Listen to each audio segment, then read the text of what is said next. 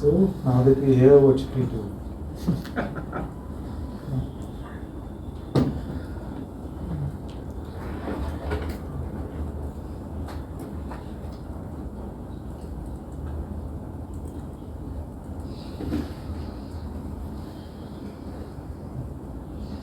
So if the attempt is to fix the head, we can't fix that. We can't fix the head. At least we cannot fix the wanting aspect, the grasping aspect of the mind. So what else do we have? What else do we have?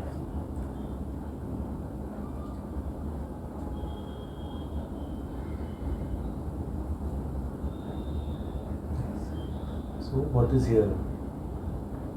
So there's a physical heart which we are not talking about. There's a physical body that we are not talking about. So besides the head being the source of knowledge and the operating system from where we can operate, what else do we have?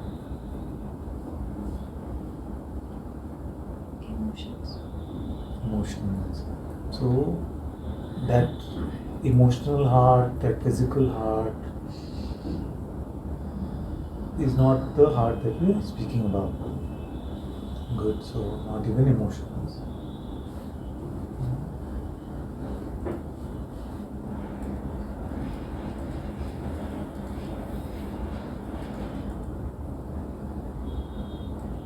Existential aspect of us. The existential aspect. Okay, what is that? Elaborate, what do you mean? Means that irrespective of what's happening, we are existing and we forget that part of us, that side of us. Where do you know about your existence? Somewhere in the subtle, it's there, but the mind tends to ignore. Good. So let's latch on to that to begin with, together if we can. She said something about there being an existential aspect, or there an existence which we can't get rid of. Now the knowledge of this existence, where is it available? Let's use that as like dogs, latch on to the scent of that pointing. Because she's on to something when she says that, there's an existence. There's an existence. Now, where is that known?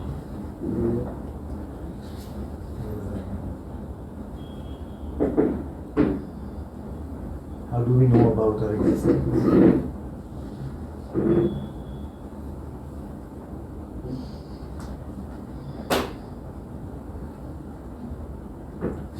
Known by itself. Known by itself. How does it come to you then?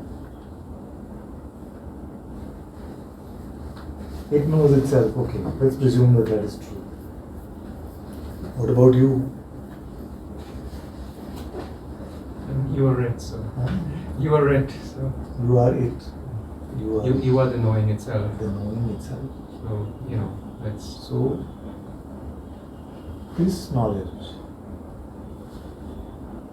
I am the knowingness, and therefore this knowingness itself is playing as if it is the existence. Then if you are it, then how come it doesn't always seem like that?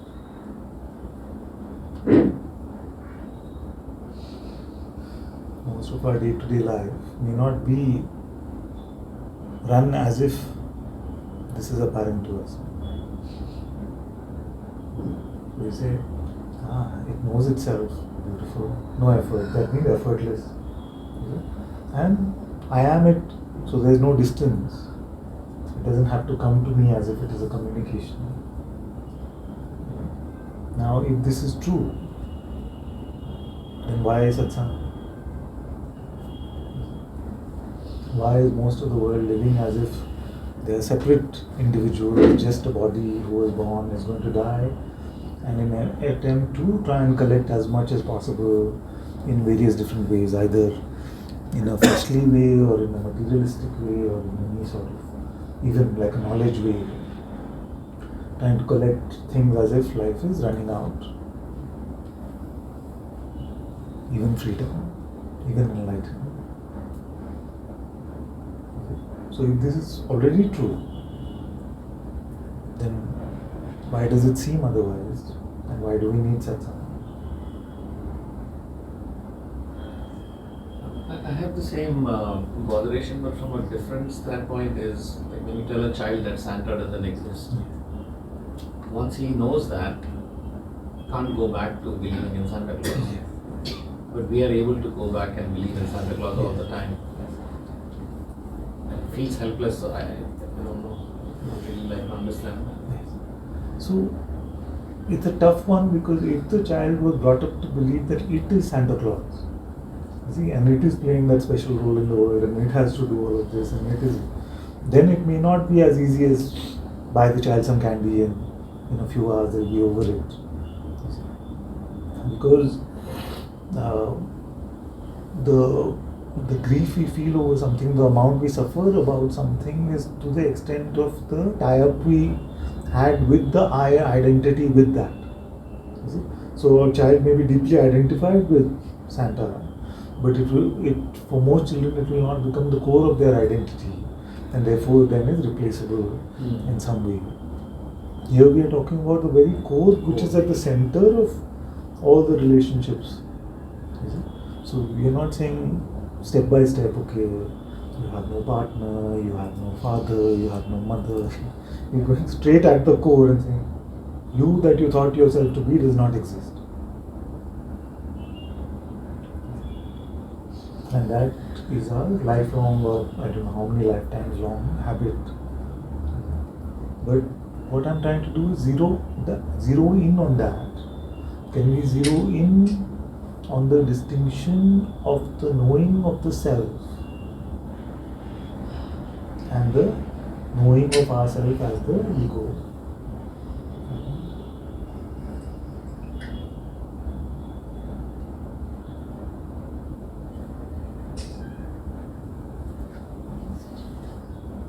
Is there a difference in quality in some way?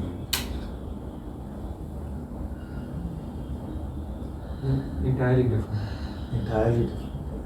So, for instance, formless versus material activity. Yes, but that is what you are knowing. So that is the outcome of the knowing, in the sense that I know I am formless. So you could have read a scripture also and said, I know I am formless. You see? So that is replicatable in the content of thought as well. I am saying that just in the quality of the knowing, it's a subtle sort of question, but it's worth exploring. In the quality of the knowing that I am, just to latch on to what she was saying, I know I am. Okay? And also then what the further things you added to that, saying, because I am knows itself and I am it, therefore no distance. So all of this could also be conceptual information. You see, we could have written this in a book, and somebody could have read it and said, this is the truth about me. But in the way that you are saying it, what is the qualitative distinction between the two types of knowledge? Types of knowledge, not the knowledge itself.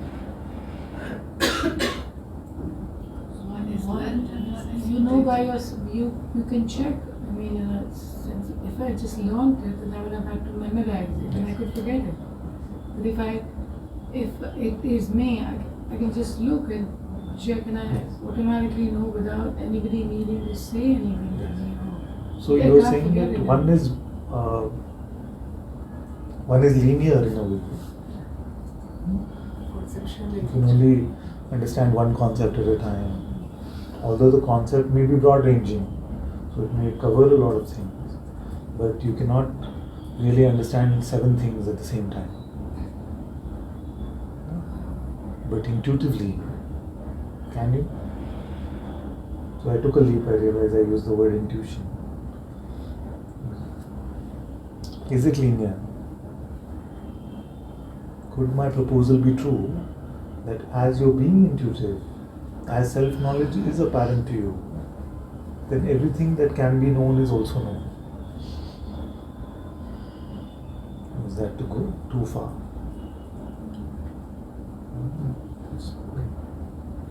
It's quite possible. And even that possibility can be affirmed not conceptually. Because to the mind, what I'm saying is absurd. How can you know everything at the same time?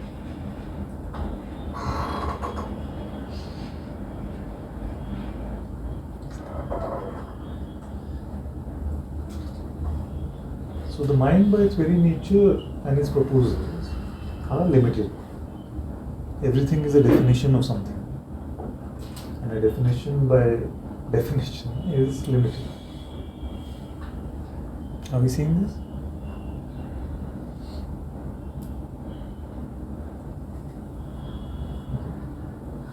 So, as I've been saying, we're changing the operating system.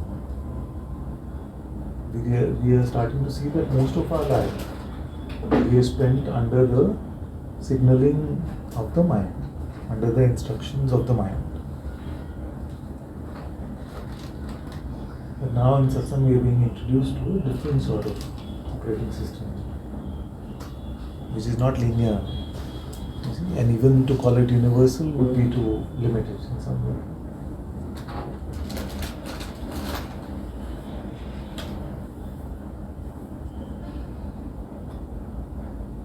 Yes?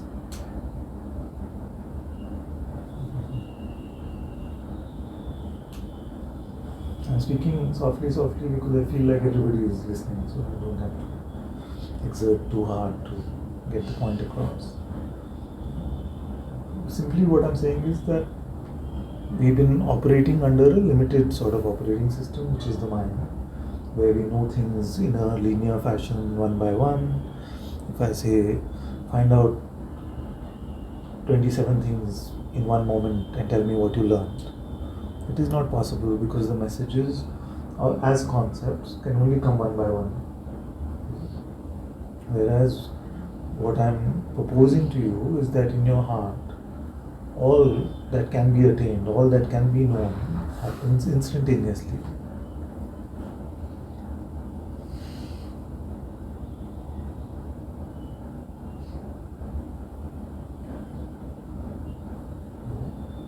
Now the litmus test of that is not to go to the mind and say, okay, what did I find out in my heart? The litmus test is the heart itself.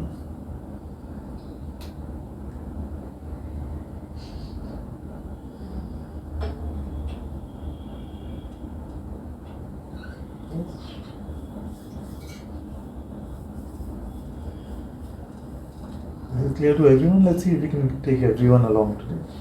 Anup, you're with us? Fully or any confusion, Akash?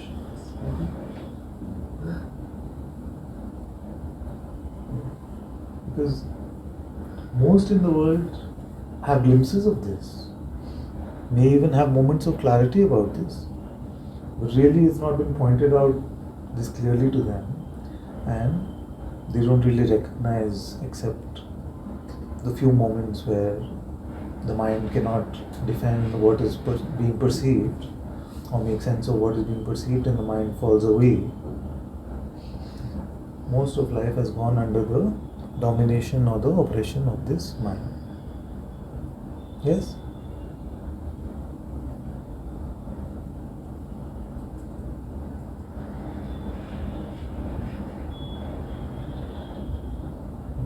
So this itself is the first giant leap, that our way of existence, our way of being has been the way of the head and not the way of the heart. Which means that whatever knowledge, guidance, information, planning, everything can be left to the heart. And we don't need to conceptualize it, we don't need to put it into thought. Yes?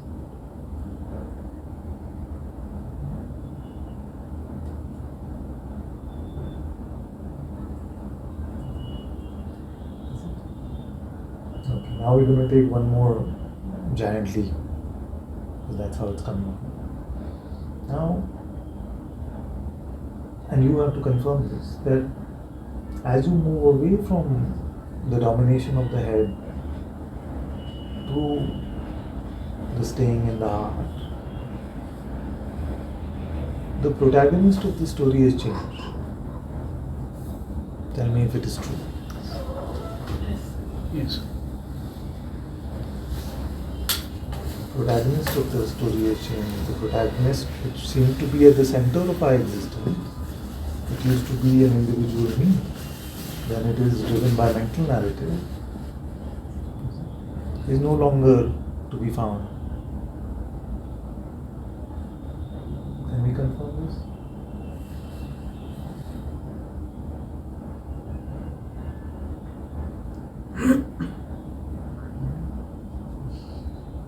He becomes weaker and weaker. Weaker. Can it be weaker in a way proportional to how much we still rely on the head, or weaker in the sense there is still some signs of it in our heart?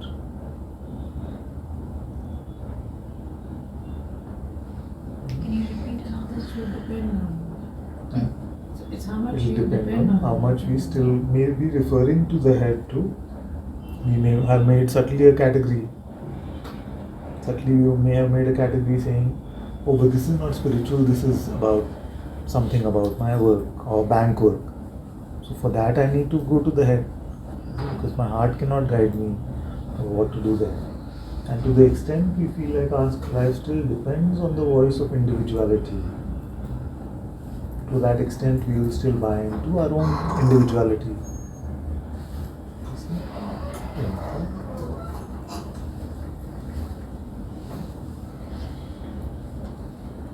Can it be that without referring to a mental, notional, the voice of individuality, we still have a weak sense of personhood?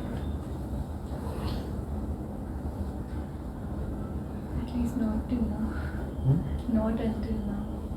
Not until now. Not until now, in the sense that, what do you mean? Elaborate? What do you mean? We haven't been able to get there. Means it is quite. No, I'm just asking that right now the switch seems possible. Yes. Yes. As you switch out of the head into the heart, are there remnants of individuality still there, lingering in the heart itself? This is what I'm asking. So there is no such one with a narrative, no such protagonist who's at the center of our narrative. As we switch out from a linear sort of intelligence, which is one by one thought-based intelligence, into the intuitive insight, which is all at once or nothing at all. You see, it literally is all or nothing. You cannot be half intuitive. You cannot say, I got half darshan of God. I'm coming to God in a minute, but it's always all or nothing. But Father, sometimes when we are in the flow, Yeah. that's what I meant by saying weaker and weaker. In the sense the flow of the past, the habits or whatever are there, that's when my experience tells me that the person is still there, but he is weak. But I also know that with a little effort, I can step back, but I have to make that effort as a special effort. Like in Satsang, or Yes, like yes, sit yes. down for meditation or something. Exactly. So when I'm in a situation and if I have to remind myself, yes, I can step back. But if I don't, I go in the flow. Yes. And that's when the person or the individual Exactly. is still there. Exactly. So that we are there's no difference in what we are saying. I'm also saying that the extent to which we still rely on our head is the extent of personhood that we still experience. It's the same thing. But I'm just asking whether organically to not refer to the head, but to refer to the head as the source of all insight. Is it possible for that to claim a limitation, or for us to be in a limitation in the light of this intelligence?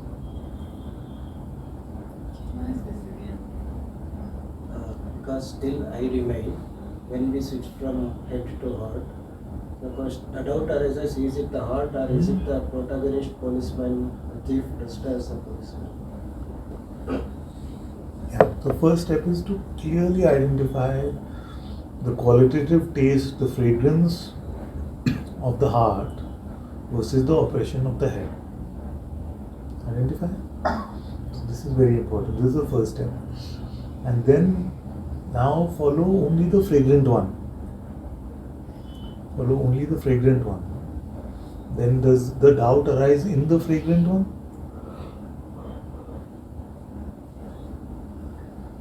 The doubt arises only in the stinky one.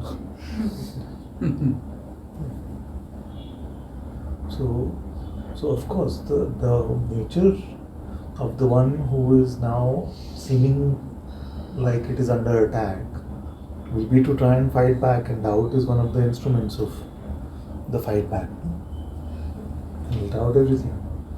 He'll doubt the validity of all of this. All of this. He'll say, but I don't know. Is it really true? But that is something that aspect of consciousness playing as you at the moment has full power over and full choice about. Moment to moment you can decide. You cannot decide in the past, and you cannot decide in the future. This moment to moment you can decide.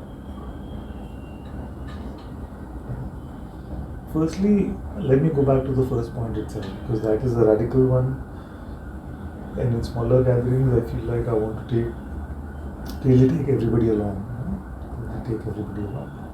So, anybody who's feeling like they don't really have a sense of what I'm saying when I'm saying that there are two types of operating systems. One is the way of the mind, and second is the way of the heart. Is that clear and apparent? Yes.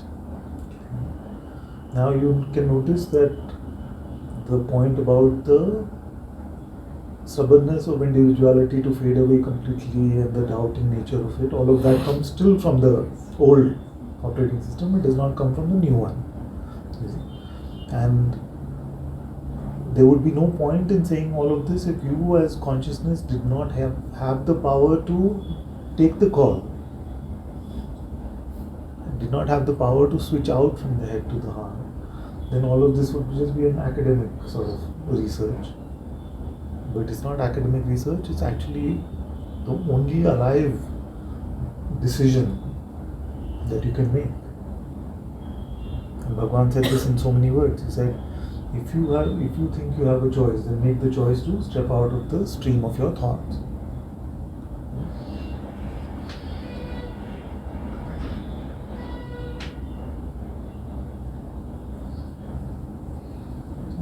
So, how many of you still hiding behind like an idea that I can juggle both, head and heart?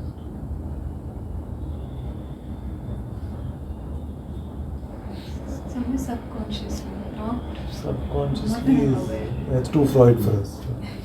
Because there is only consciousness. Trying to cunningly do it. Yeah. Trying to cunningly do Who it. is The trying? mind. The mind. The mind is what is the tool that the mind has? What is the tools? Let's say what are the tools that the mind has?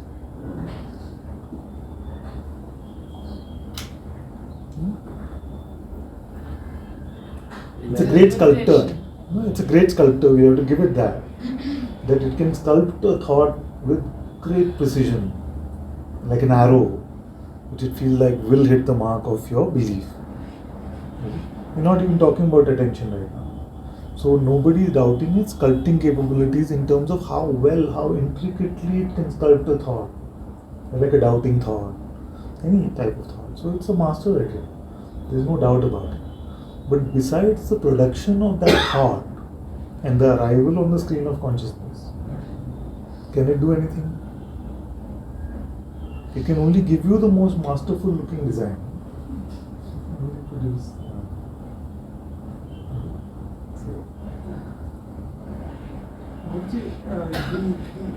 thought is what coming from my mind, but there are also aspects that are happening around you. Yes. Those are also supporting you. Yes.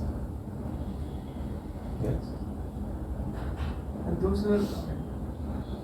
Tell me if, but the supporting the mind is correct. You see? But attacking the heart is not possible.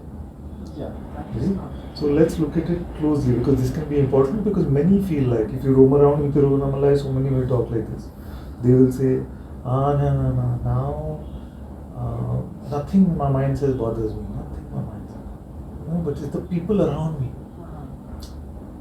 The things I around would just be like, free from these people around me. You see? Now tell me how somebody in front of you, without you giving belief to your mind, can bother you. Really investigate that. Really investigate that, because the power does not lie with any perception. As close as that perception may be, as close a relationship we may have bound, like we were talking about Santa Claus earlier, as deeply we may believe in the relationship.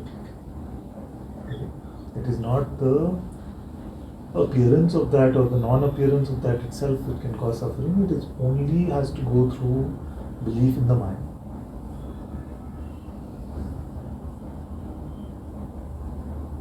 See that? Belief in consciousness or in mind? Belief in, you can only believe the mind. You can, What can you believe? I believe this. the believer is not the mind, the consciousness. Of course. Otherwise this conversation would be pointless. If that was not the case, then the conversation would be pointless, because the mind is going to be up to its old tricks only. There's no point having this conversation. That this conversation, instead of then being a celebration, would be a lamentation. If the power of belief rested with the mind itself, and the mind is the oppressor itself, then it's just like showing up together to lament our misery. But this conversation actually is a celebration. Why is it a celebration? Because as you spot this, you can drop this. As you can spot it, you can drop it.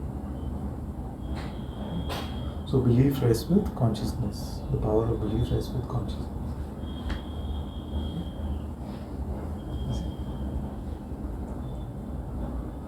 The other point also links with what Anup was saying, and that's why I felt you were saying that you cannot believe. Like, can you believe?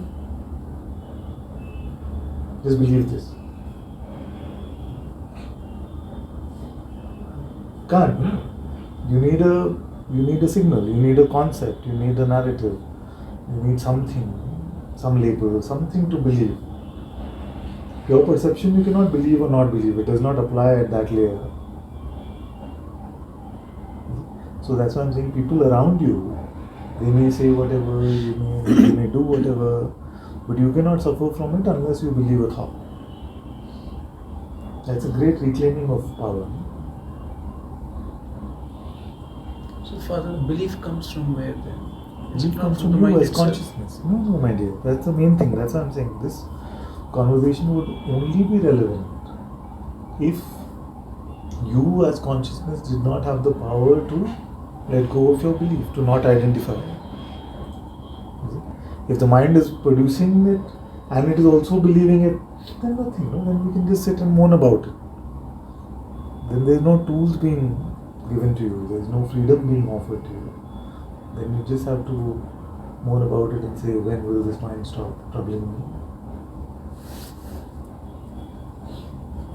Notice for yourself whether the producer of the message also has the power to believe it or not. So observe your next thought and see where the power lies. When we take attention back to our awareness, at that time, usually there is neither thought nor belief in the thought. So at least by my experience, I'm not able to see who or what is investing the belief in the thought. So there are only two first we must states. investigate the distinction between attention and belief is clear. Yes. Yeah? That is clear. So I say, okay, just be in normal perception. Let the thoughts also come. You see?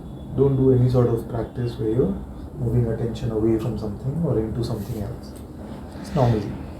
Now a thought will come. Now thought will come can be reported only because attention is on it. Yes? The thought has come is only reported because attention is on it. Now just by virtue of attention going on it, doesn't mean that it's accepted as truth or valid. Investigate this. Because thoughts can be super absurd also.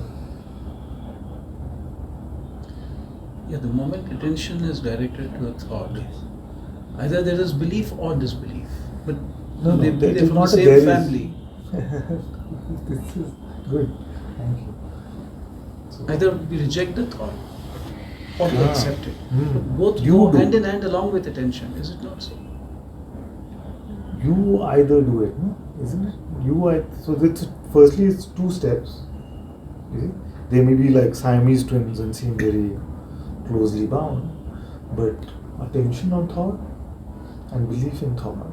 You see? Attention is the light in which the thought appears. Belief is the tongs that we have that give it the truth value.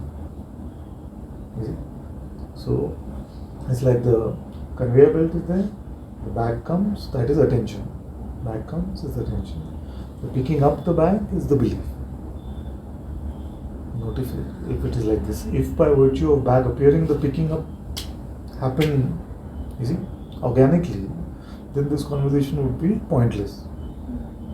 You see, then I would focus on some yogic sadhana and say, just control your attention, which is what many people would try to do. Sometimes thoughts really looks like that. It's like a bubble gum, blue color bubble gum. Comes single package. Normal thoughts, like if I think of a flying car, it's a simple thought. I perceive the thought, I don't believe. But there are thoughts like, for example, I believed I have to study so and so. Those kind of some thoughts. Yeah, They of course. really come in that package. Of course. If I told you you're a terrible mother, doesn't bother you. Yeah. Others may. Yeah, exactly. For everything, like we can have thoughts which there's hardly like something which everybody is attached to or identified with. What is the attachment or what we call interest or identified with? It's just the trees that you've nurtured, the trees of thought that you've nurtured with past belief. Or trying to, if you have a notion strong that you have a particular problem, then something comes as a solution to that. Then also, so suppose that you had never thought about becoming a skier in the Alps or something, but you feel like you've been troubled with the state of your life, and suddenly the mind offers you, if you could just retire to the Alps and learn skiing, then that could also be attractive. So it's not always the thought that you've nurtured in that way, but a belief system that you're taking yourself to be, your present position as somebody troubled by their current life circumstances. Then when the mind offers some relief from that which it itself creates, you see, then that is also picked up. So it can seem very tricky if belief or attention, either of them could be so easily controlled. You see, then freedom would be very, very straightforward. But between the two, at least from my experience, I have to say that belief is much easier to handle than attention.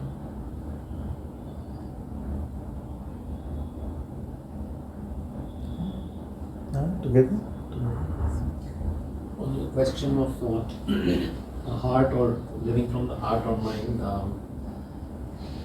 one of the things that is confusing me is, let's say I have the desire to eat something specific for breakfast. That's arising, and it may happen that I might get it, it may happen that I don't get it. Okay, so that's like simple, I would call that simple level 1 desire. Yeah. And then that desire, depending on what you're desiring, so I may desire to play the guitar, I may or may not do it, and so on. Then I might desire to have a relationship with a woman, and then it's increasing in intensity and influence. At that point, if I go back to the heart and I ask, A, who wants anything, or does the heart even want anything? Can anything be added to the heart to satisfy? The answer is very obvious, no. And it's a very calm, like unperturbed state. But then, like to your original question, after some time again it starts arising, right? And so that dance is what I feel. Yes. This is true. So, you're right that we go from completely oppressed, you see, to an oscillative sort of state. Yeah, so if now after coming here for 8-9 months, I don't feel oppression. Yes. So even if desire arises for eating or playing the guitar or for a person, the moment I go to the heart, it's all settled. But then the thing that the botheration is, should I now be always just, anytime a desire arises, just go back in? Like you've been challenging us saying, look, you can't do both. Yes. So figure out which path you want to be. Yes. And then that's scary because it's like, oh, so then I won't even desire Muli Paratha, I won't desire this woman or... It's scary. It's scary. And that's why I've been trying to bring this out. Yeah. Because I don't want it to seem like a very calm, sort of very functional spirituality. It is completely life-changing and it can seem very turbulent. And in the middle, that's what happened. I started getting worried that everybody seems too shanti. So I was just like, where is where are the tantrums, where is the turbulence, where is the shaking, where is all that happening? So since that realization came, and partly because of reading Kierkegaard, that also came. That I realized that there's not enough fuel in the fire. We've been trying to produce that.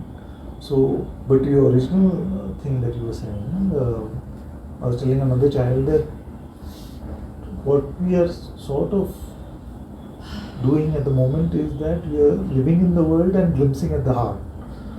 I want you to live in the heart and glimpse at the world. So it's become like a safety net where it's like world gives us a slap, you're like heart. Actually, it's not like that. Not that way, it has to be a little dramatic too. No, I know it is dramatic, but it's actually like the heart's intention is to stay there. It's actually, your challenge is not a scary challenge. I feel like, wow, that's where I should be, and there's no struggle with that. Yeah. So it's just like sometimes when you're not paying attention, and attention again is the wrong word, when you're not in the heart, it just slips out. And before you know it, you're in the matrix, right? And it's not a scary place, it's very easy to come back. But the question that's arising is, so am I just cutting myself out of the matrix completely? Yes. Then what do I do? Cut yourself out. If I may just comment on that, and it's similar. So, so the insight is there that everything is actually happening effortlessly, in the sense that even the perception of the body itself, I'm not making it happen, or even hearing words in the senses. It's all happening effortlessly, right? But then to truly accept that in the heart requires completely surrendering the sense of, of any doership. In other words, if you're you are, in fact, the thing is, you are witnessing your own light of your own consciousness, you're witnessing even your own body and all your senses. You have nothing to do with the functioning of any of that. But in that, elaborate on that part about acceptance of that in the heart. This is already the voice of the heart, or the calling of the heart itself. So it doesn't have to be accepted in the heart. So I'm just pointing this out so that we're not sort of getting into any trap of trying to get acceptance from the mind about it. So when we say acceptance, what are we saying? Just saying it's accepted in the heart, but the mind is telling me that I'm mad. Yeah, yes. I'm being told strongly that I'm mad. I'm going mad. I'm honestly, and it's kind of quite a fearful thought. It's literally, you are, similar, going insane. Similar in nature, like you're going mad, you're going to lose everything. You see, your life will become like a like a rotten vegetable with nothing flowering in it. You see, whatever. There's no attraction to women. There's no, don't even feel like playing the guitar. None of that. But by the way, I didn't say any of that. That's my conclusion. I only said that from the heart you can be guided about everything. From the heart you can be guided about everything. But you have to have full integrity because it's your own suffering. Right? It's like if you're not being, like many get into this trap that my heart is telling me I should go and chase that woman. Because they can't help themselves, so they have to make it seem like they like not feel guilty about it. So they feel like, oh, but my heart is clearly saying no. But I'm saying that you have the smelling ability now to check for the fragrance or the stinkiness of it. And really, this advice is for you to help yourself. See?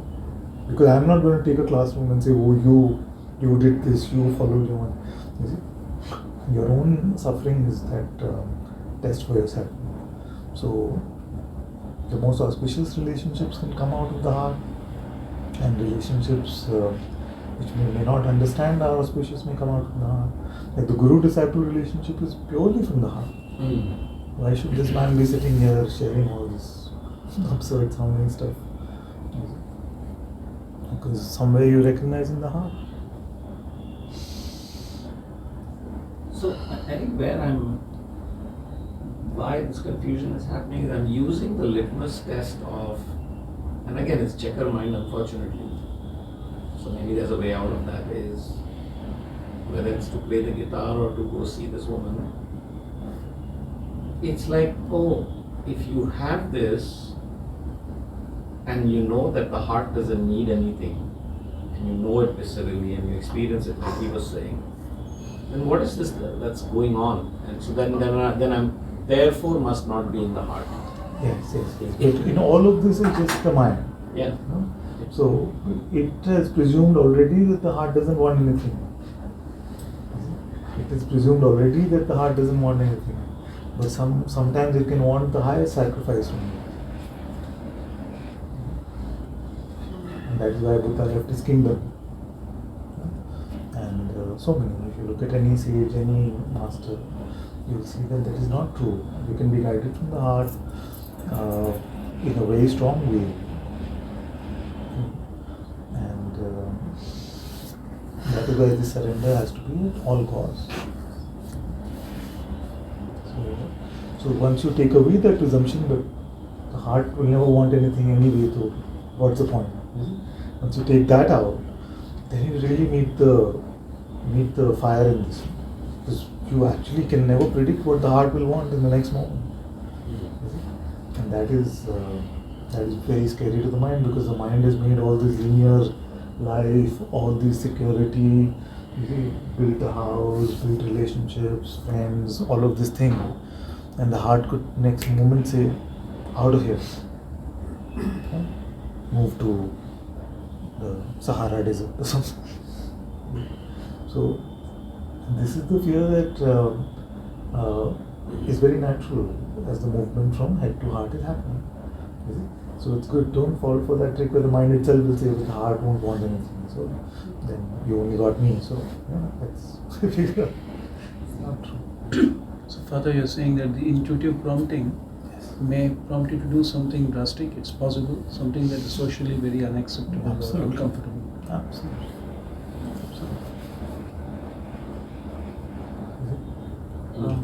But I love the word prompting. So it will only prompt you. You see, it can only prompt you. It is still you as consciousness who will make that choice to go with the prompting or not. But both are prompters. No? The mind is prompting and the heart is prompting. Whose prompting do you pick? Father, you said something. You said the guru-disciple relationship appears in the heart. Tell me one good reason why you should be sitting in Bangalore in this Jambilant in Ananta-Part. When there is such a beautiful spa. Such a nice, noiseless road, it's all quiet and nature everywhere. Nobody can say that. It's not where I was heading.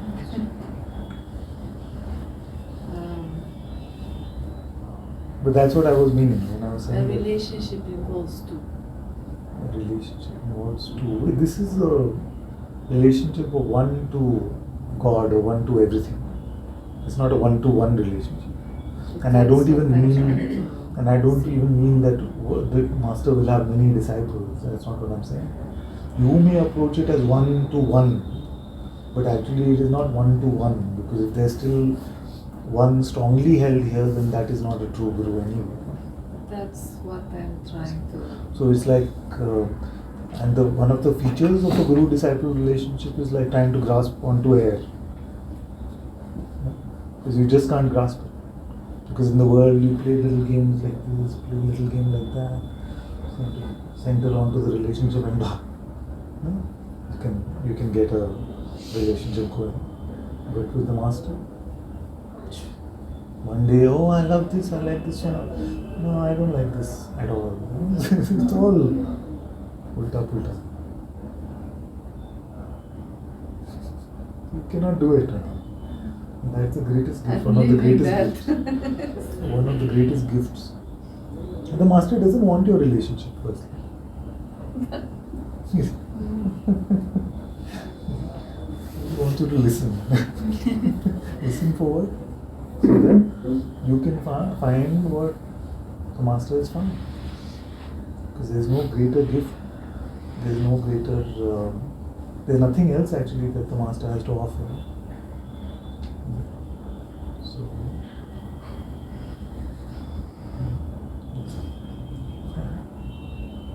I'm here for that.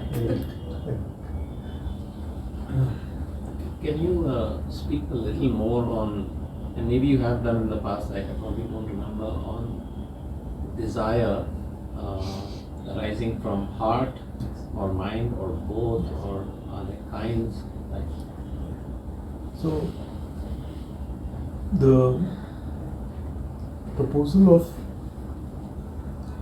making something better from the head, which means that I'd be so much better if she was in love with you, this kind of relationship type thing, and the proposal from the heart saying that you should have a relationship with this. There's no guarantee that if it comes from the heart it's going to work out. no, I'm not even going there. Yeah. But you can, that's what I was asking Vikas earlier, whether you can smell the difference between the prompting from the head and heart, isn't it?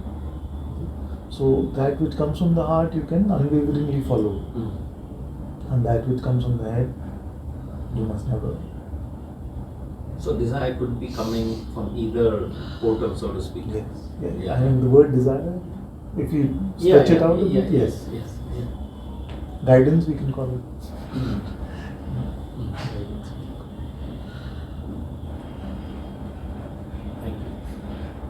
Just wanted to ask if you, when you're getting some very, I would say, strong negative thoughts from the mind, like snap out of it, how can you take your reality to be like without form and, you're just, you just sort of, everything will crumble, And the mind is telling you, giving you signals like that. Yeah.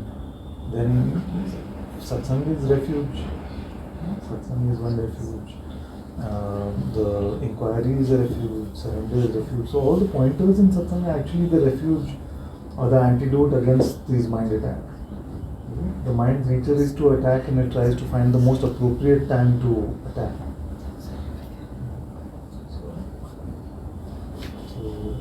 And many times it will seem to succeed.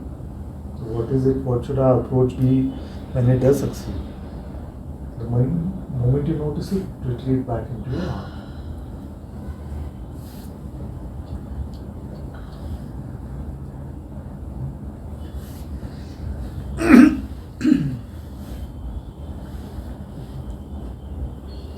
So a persistent question these days after a couple of years now. Recent satsangs have been. Turn it off. We can turn it. So this question that has been coming up is it God's will or is it my will? Yes. Very powerful, Father. Yeah. And just to stay with this question, whether I get an answer or not. So I've actually outlined this to some extent, where you can just ask a simple question: what do I want? What do I want? And then you may say, I want this, or I don't want this. So first you have to free yourself from the shackles of that individual will. Because in that, trying to juggle both, okay, I want this, what does God want? It's a bit tough. Is it? So first you have to come to emptiness. Discard using whatever pointer, whatever refuge. Just become open, just become empty. God will enter only the empty vessel. So look at the nature of what you want. And whether you want or you don't want is the same thing.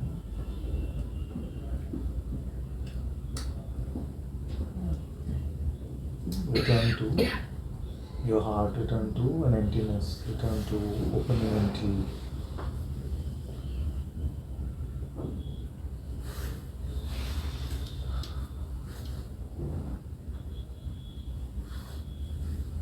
If the question still seems persistent, where most won't now, but if it still does, you can ask and say, Father or God, what would you have me do?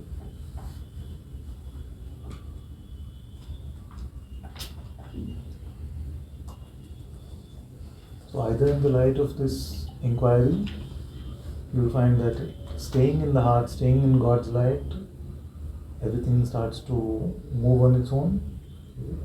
Or if it doesn't move, then continue to wait. No matter how pressurized the situation may seem, don't rush. That's why the decision that God at all costs was made first. Because otherwise the mind can rush you, it can fool you and say, no, but this. Now here, what is the worst case scenario? You'll spend your whole life. I don't know, this came out as if it will be reassuring, but actually it will be frightening. But what is the worst case? You'll spend your whole life waiting for God's answer and He is going to be silent. That's the worst case. What did you prepare just us one for life. that actually? You not prepared us. So this life you have to give me.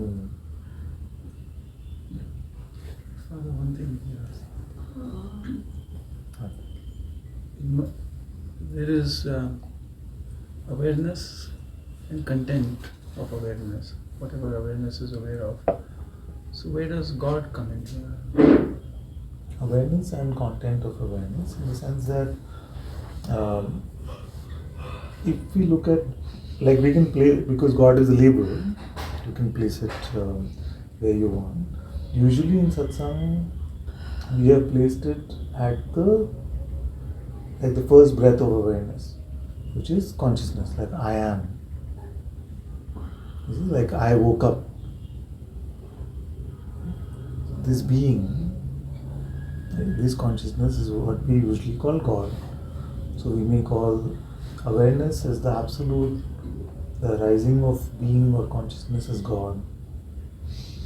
And then the palpable presence as the core of the beingness which we can recognize. So actually it's up to you where you want to place the label God. You can place it on God, then God becomes like Brahman, which has Nirguna Brahman and Saguna Brahman. Personally, I prefer not to place it anywhere. Yes, that's fine. That's completely fine. In fact, the last broadcast I also said that if you don't want to use God because we have some conditions around the word God. So when I say God here, whatever is your preferred label. Nataji? So it is very fragrant. I can smell the fragrances. It's a beautiful knowing. Okay, but I sense a butt coming. the mind is so tempted with the world outside. How do you resist that temptation? It's like The mind is tempted by the world and you are tempted by the mind. So you stop. Let the mind do what it's doing. What does that mean? Yeah? What does that mean, Anantaji? What do you mean I'm tempted? So when you say mind is tempted, so the mind is tempted means that it sees something in the world Yes. and says, I want. That is temptation, no? Yeah. But just by the mind saying I want doesn't mean that you want. Just because the mind is saying I want doesn't mean that automatically you want. Just being aware at that moment. To notice that this is just a thought.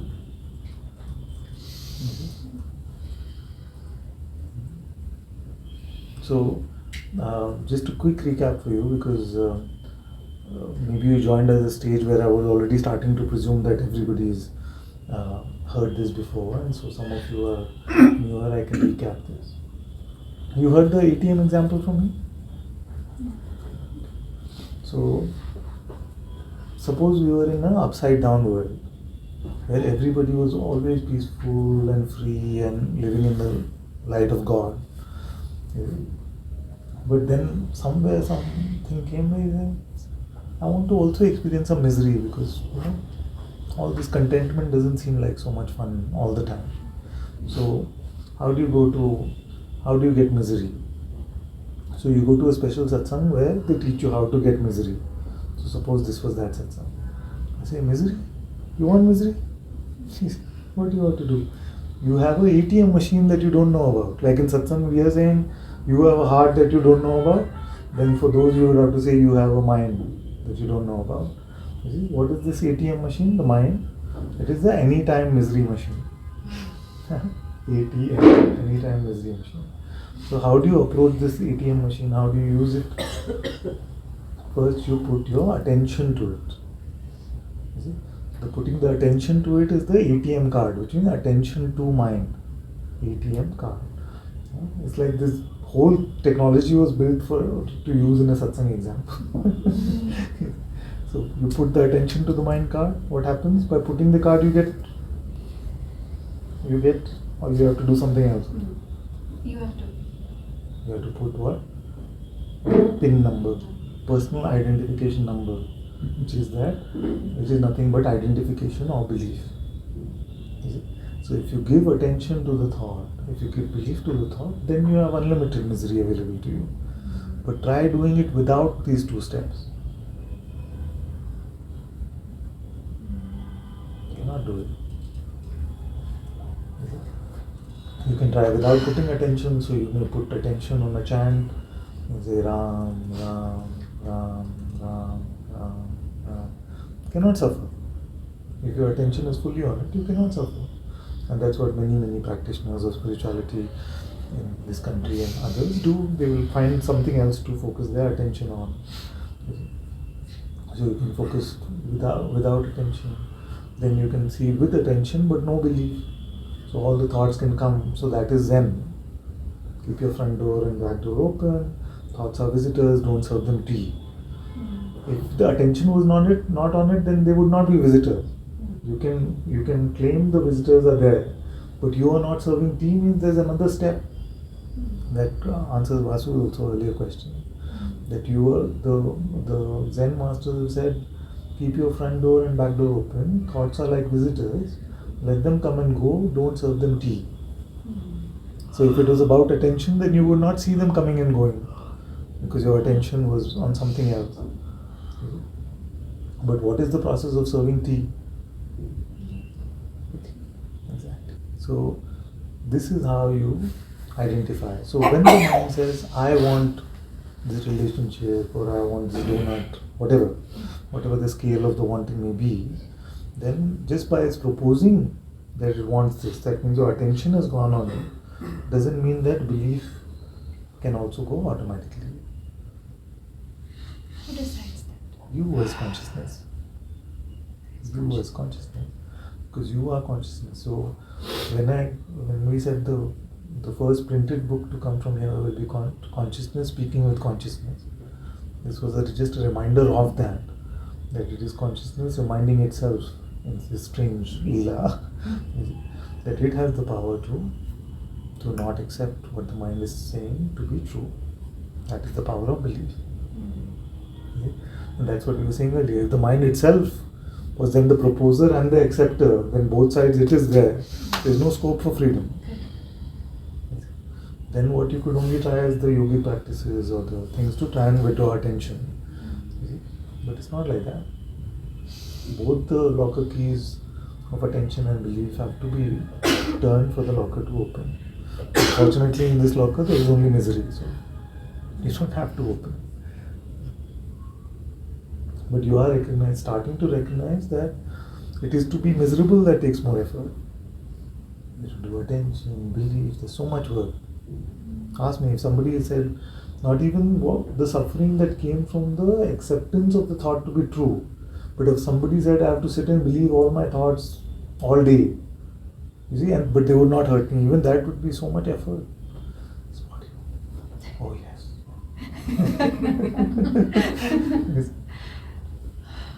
They happen so fast, Ananta-ji.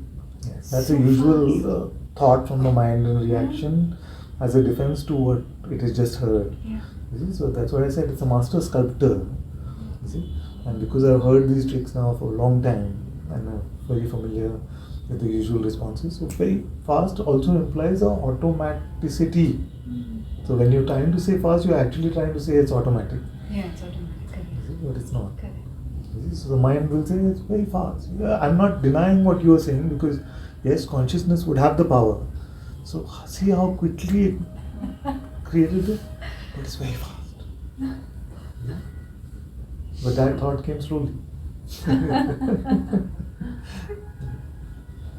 Because maybe if the instruction was fresh, the mind takes time to put up the right defenses. So as it was hearing, it was not immediate. Like as I was saying, it's just consciousness speaking with consciousness. Something was being heard, and the mind was like, what? It's very fast. And it seemed like a very humble sort of defense, but actually it's very devious. You see, fast for whom? Fast for you as consciousness, you are beyond time. You see, so quickly brings you back in the mold of being a person. What is fast for consciousness?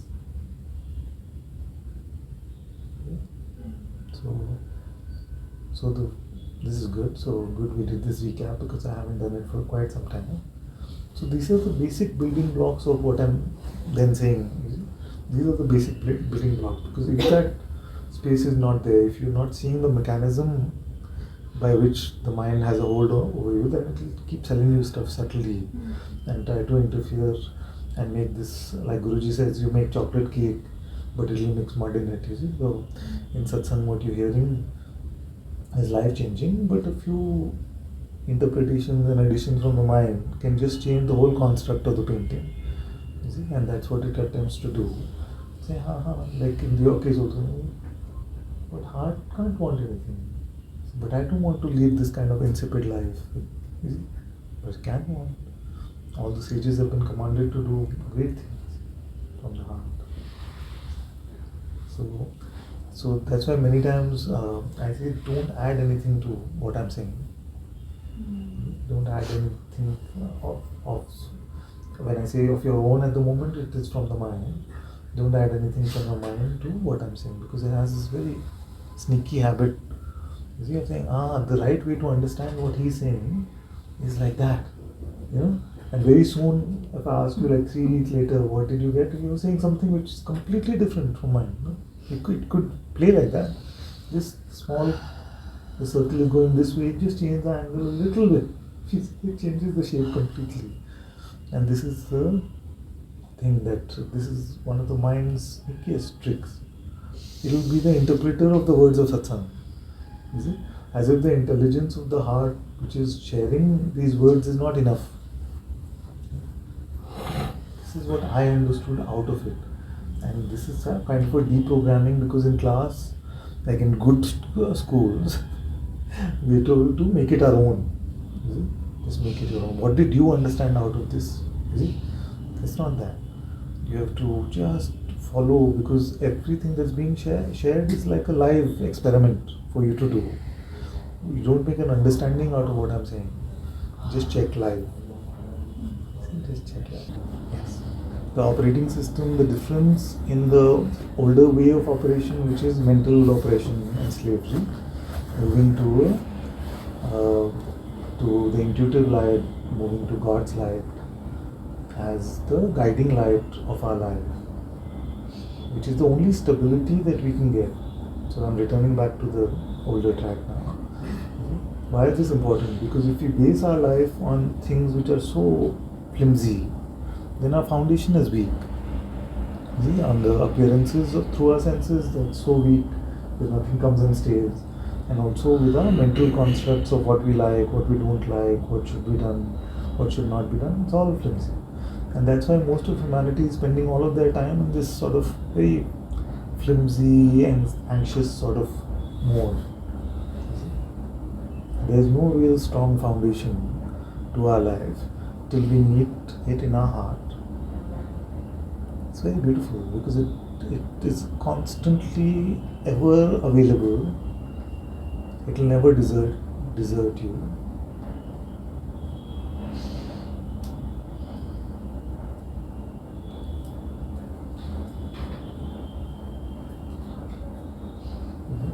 But as you put this into practice, you realize that life is so simple.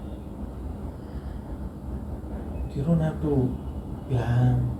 You don't have to exert your head and say, oh, now like that and this and that. What's going to happen? You see, none of that. Just the day will show up. God's light will be there. God's presence is there. This body may be there or not, some other body may be there. So what is there? But what is there to worry? You don't have to decide. Any decision that has to be taken will show up in your heart. Otherwise, straight from heart to action, just like this sharing of Satsang, straight from heart to action. It's such a simple, easy way to live.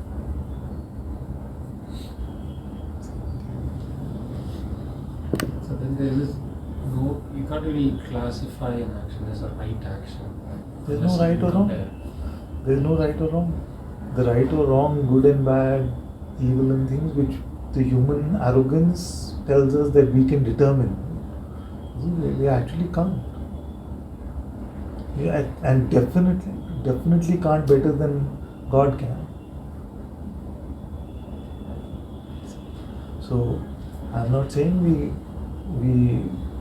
let it all go and become like nihilists and say, there's nothing. No, but the determination of this can only come from the heart. Like I took a simple example of whether to give money to the beggar or not. Now humanity can spend the next 10,000 years, all 7 billion of us trying to figure out what is the right answer to this, but we can't. Because even in this simple decision, there are millions of variables which our head cannot fathom. And these are the kind of things, it's not just the big stuff. Like you were saying, not just the big stuff. Should I play the guitar or should I read a book? Our life is full of these tiny stresses. What do I really want? Do I want to go out or I want to order at home? My kids spend, when they have to order food from Swiggy, they spend an hour and a half discussing what should we get. I think we would have finished the meal by now. So this is the thing. So that's why I'm saying that also don't allow your head to make the category that only for big decisions go to the heart. You see? Trust the heart, go to it. The action will unfold in its light or the guidance will come. If it doesn't come, go on. It's fine. Doesn't come? Go hungry, it's okay. Hungry. Lose weight. But Father, it doesn't really matter, right? Even if for Swiggy you take so much time, as long as you don't feel guilty, you spend so much time. You can just accept that as what's happening. No, I'm just saying the pressure of decision making, which mostly we got so, maybe the ones who are not feeling anxious, saying you're feeling anxious, is because we sort of made our systems around things and have our strategies. I'll go to my favorite restaurant and then like that, something. Or maybe the strategy is to be spontaneous. Like you can even be that. But really, there is no mental strategy which can give you that strong foundation. It must be just to follow the heart, follow God's light, moment to moment. That's the only way to live. Really, this mind has a strong tool where it says, shows lack of time. Can we spend some time on that, or like why, or in which way it is able to convince you there is lack? Yes, the mind, that's a very good tool actually to distinguish between mind and heart. The mind will always rush you. Too fast, what are you doing? Come on, we don't have time. You want to wait for God to answer, we don't have time. It's like that, it uses that.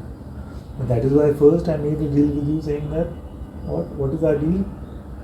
तुम मुझे खून दो, मैं तुम्हें आज़ादी दूँ. So then, your life is mine. Your life is the master's, your life is God. So whose time is God wasting? That's why we move from a lip service spirituality to a true one. Actually, my life is surrendered to you, Guruji, and to God and everything. It may do whatever it wants. But I can't wait for guidance about this, because 10 minutes will be wasted. That which you may consider to be wasting of time may actually save you lifetime.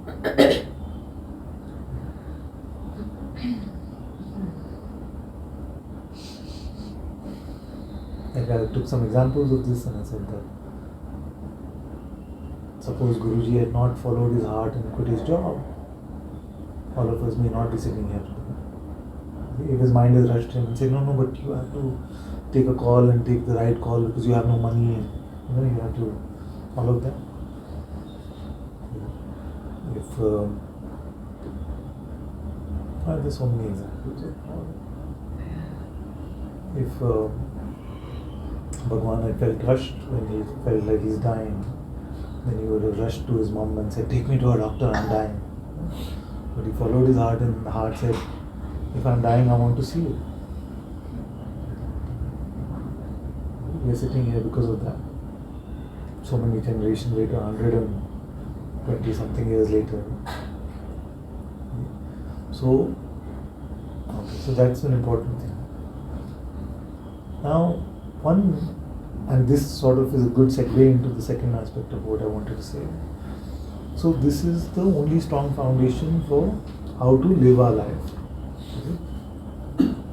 But it's not just a strong foundation for how to live our life, because it is aware of past and future, so it can guide us. It may save us a lot of time. It can, it is. But now I want to introduce you to something else. The same heart, the same light. Is it not the light in which you can see this light of the world? Is it not the very light of existence itself?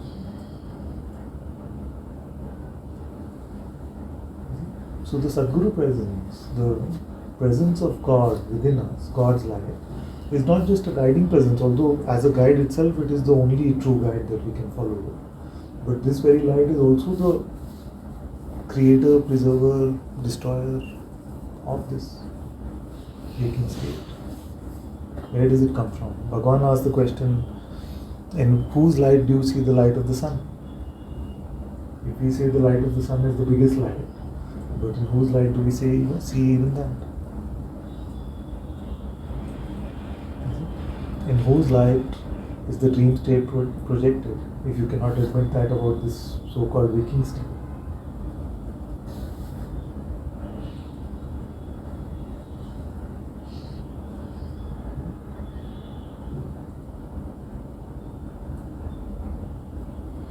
So it is that very same heart, it is the very same light, it is God's light. That is not just the intuitive source of all true knowledge. It is all aspects of consciousness. I was saying that the trust in God's light should not just be because God's light is aware of past, present and future and therefore can give us the best guidance, But it is the very light which creates this apparent past, present, and future.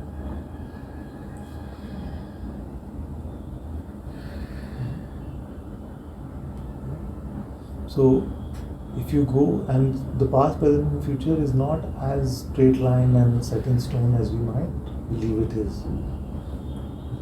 So, in following the light of God, you are actually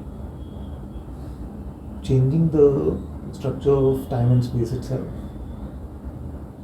I know I've just taken a broad, you've taken many broad leaps, but this one is maybe too much for the mind to handle and may start throwing some tantrums, but this guiding light is also the light of Brahma, Vishnu, Mahesh. All those aspects of consciousness which we may have reverence to are just aspects of this very same light.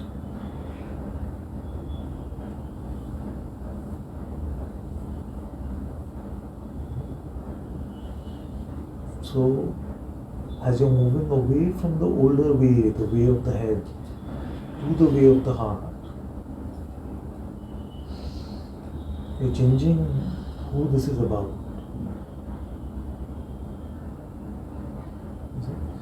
Who is the way of the head about? Who is the way of the heart about? About this God. Can you imagine the vast difference?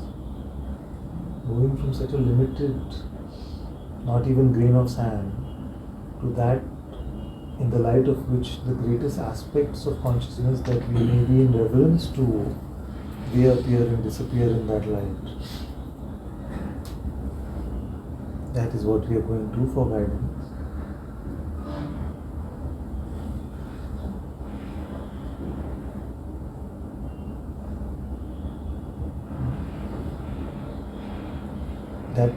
That God is available to us. All it takes is a turning away from the mind. That God is available to us itself leaves me awestruck as I'm saying it. Now, there is a tendency of the mind to make this, what I'm saying, sound metaphorical or poetic. But I'm being very, very literal right now. Completely literal right now. That God in whose light consciousness takes birth, and within consciousness millions and trillions of universes and all of their leelas play out. And all the dimensions, unlimited dimensions play out. That God is with us in our heart. That is the God whose light this is.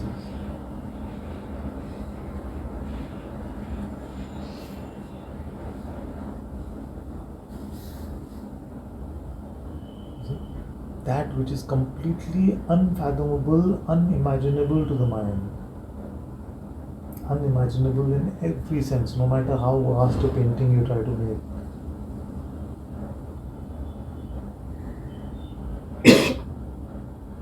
That is the God that you access through its presence, its being, through this intuition.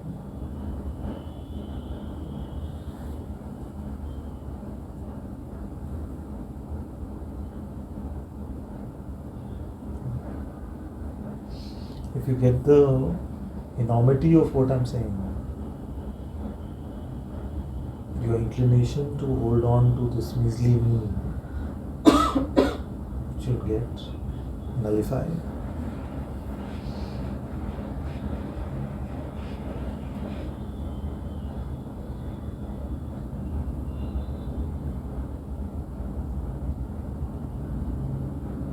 That God which has been the third bird in every story ever written.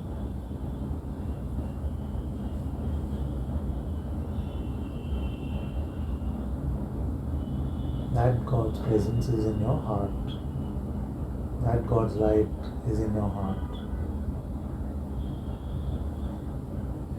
revealing itself to you and guiding you about everything that needs guidance, revealing self-knowledge, revealing pure beingness, revealing everything that may be unfathomable to the mind.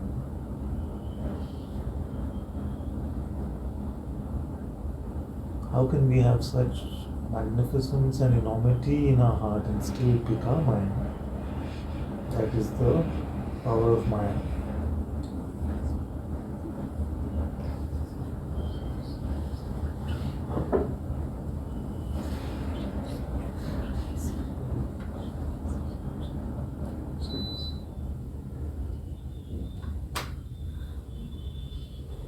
That is the power of Maya.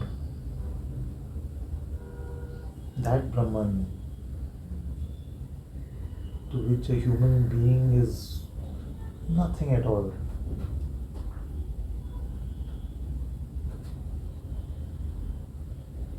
can be found in the play as human,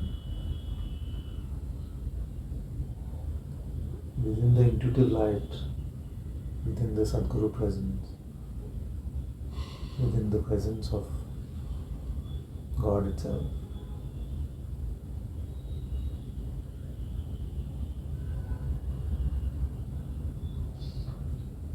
That which gave light to the first ray of light and will witness the dissolution of this entire universe.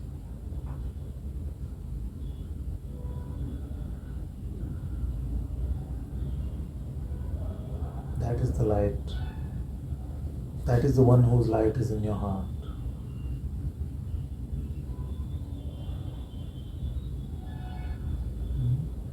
These are not poetic words. These are very, very straight, very direct, and not an exaggeration by any means. This is our reality.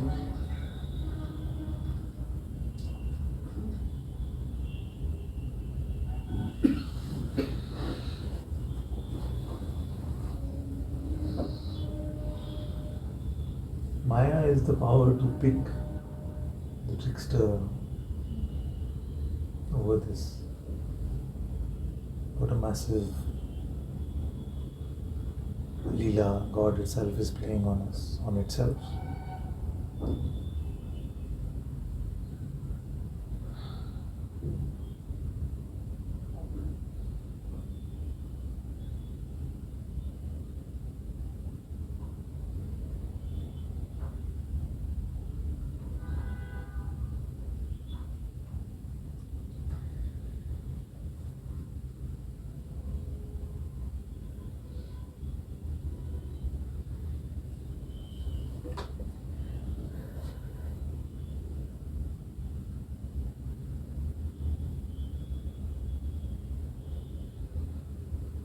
That this God is willing to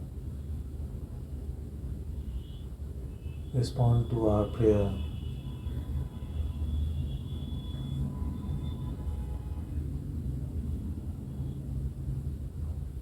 Must leave us all awestruck.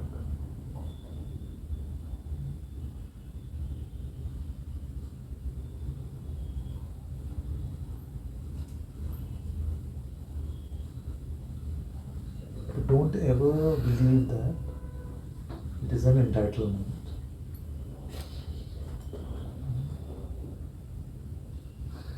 Don't ever believe that it is an entitlement. It is pure grace, pure grace, pure love from God.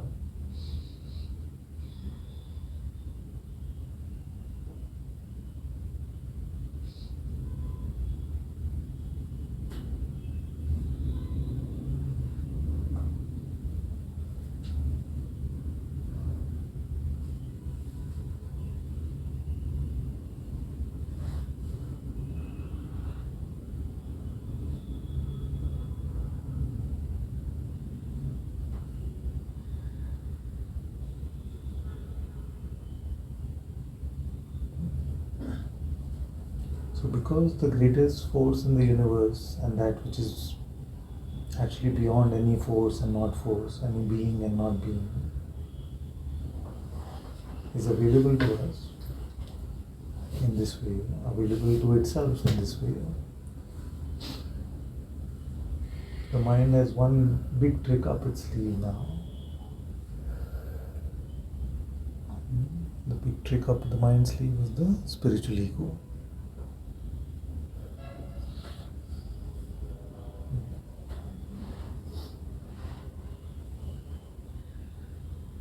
And that is why I'm saying that never treat the presence of God as an entitlement. Never treat God's gift as an entitlement. Always look at it as God's love, it's God's grace and God's mercy.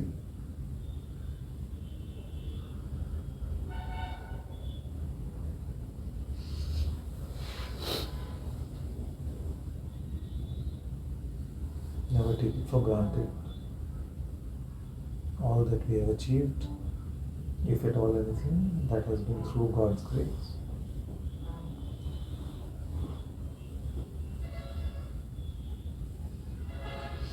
It's a very touching scene in the movie I saw a few years back. It was called The Two Popes.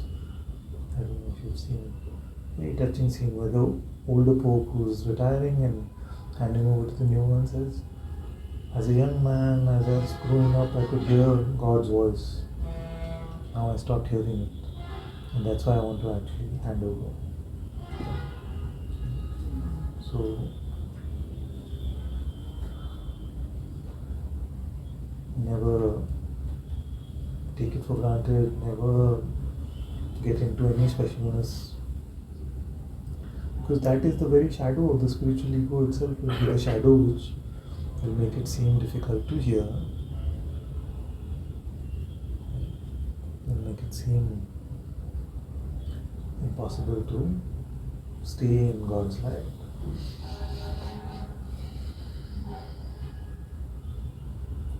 The instant you think you know, retreat back to your heart.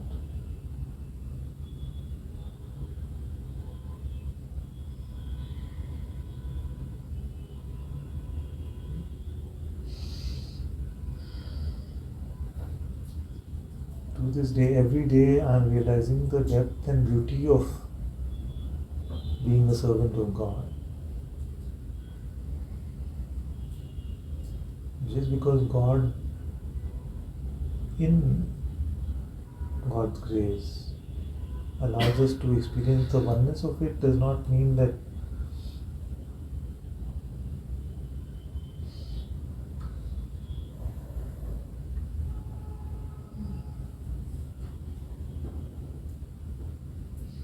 we ourselves or take ourselves or anything that can be taken to be anything, to be taken to be anything even close to God.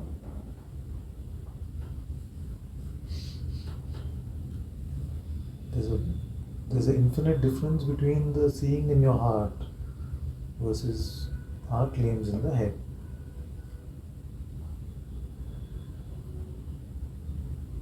And this will prevent you from going in the Ravan direction, the spiritual ego, where the words may try to replicate what the heart is showing you, but it is all about the limited ego, the shadow of hell.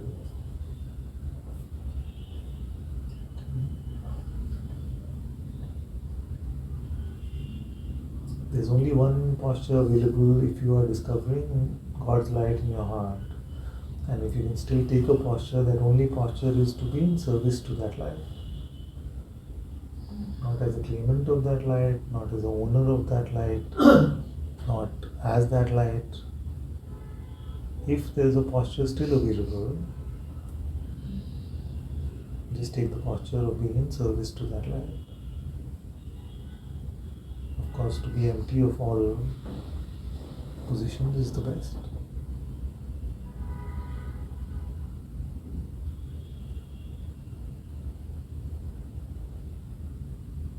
But if pride comes into you,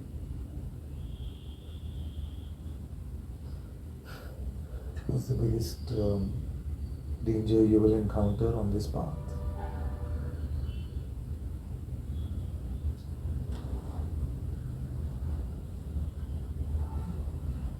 So a good antidote is what I've offered before, which is to ask yourself, what do I want? Recognize the individual will in that wanting, and know that that has to be burnt in the fire of your heart, in the fuel of your satsang.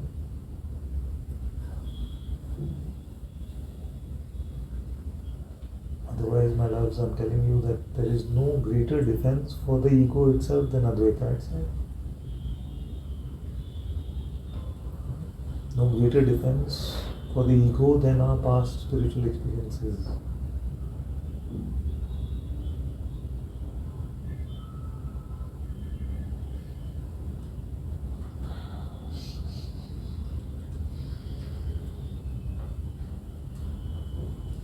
And this will give you the fire and the strength to follow God's guidance in your heart. Then our spirituality goes truly from being about me to being about God.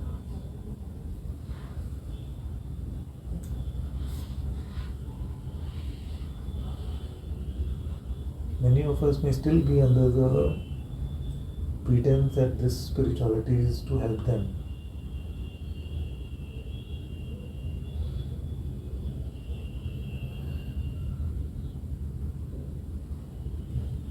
Spirituality is only for God to rid the world, God's world, of ignorance.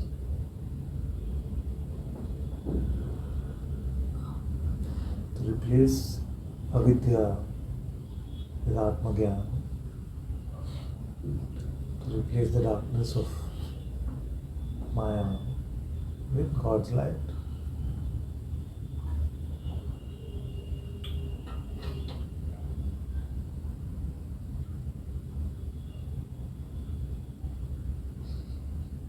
I am nothing in this, you are nothing in this.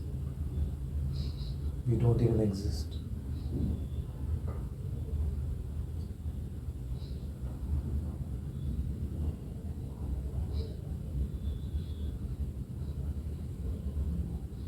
Remember that you will never be enlightened.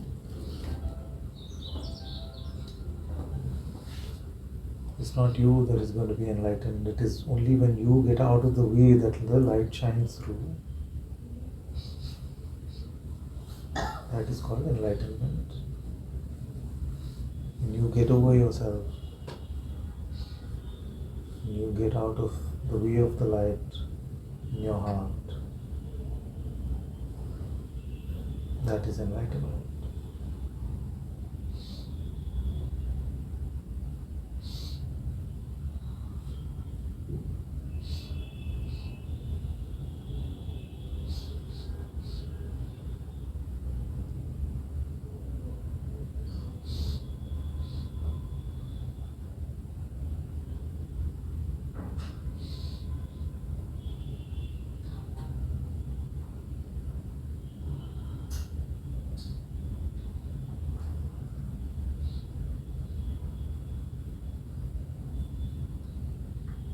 So let the fire burn, let thy will be done, let God's will be done.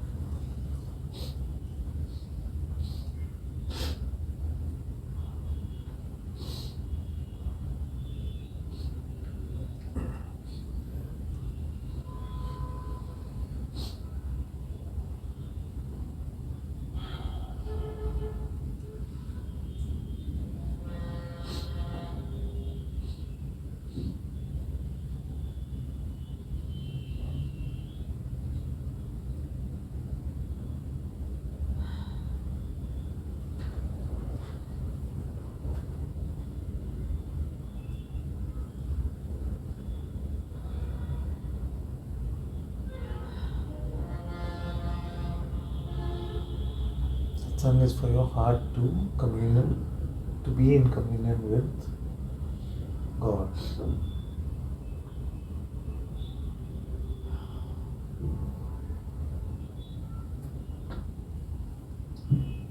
All our apparent reasons and rationalizations are completely meaningless.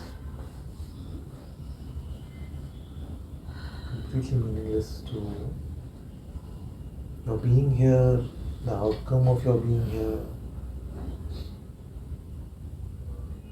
what meaning you have got out of it. It's none of that. This is just an oxygen chamber for your heart.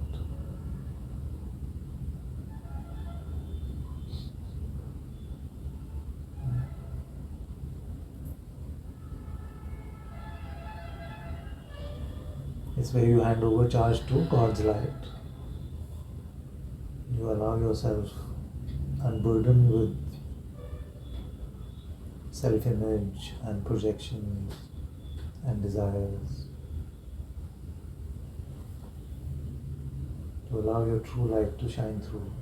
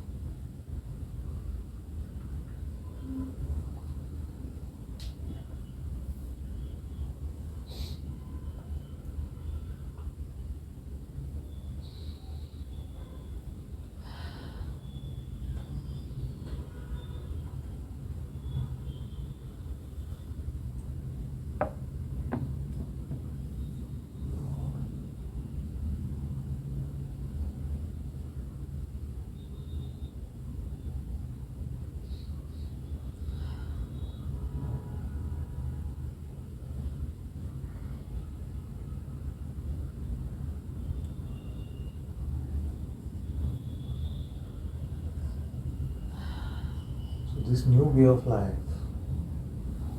is guided by the Supreme Intelligence, the creator of all of this, is the same Mother. And you better make friends with the destroyer of all of this also now, while it's still around. That's the only friendship which will help us. The only friend you can make eternally, the only true Ananta is this one.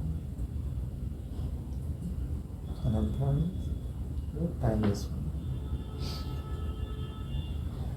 This body is just the masquerader, the instrument. It's nothing to do with the true reality of the Eternal One.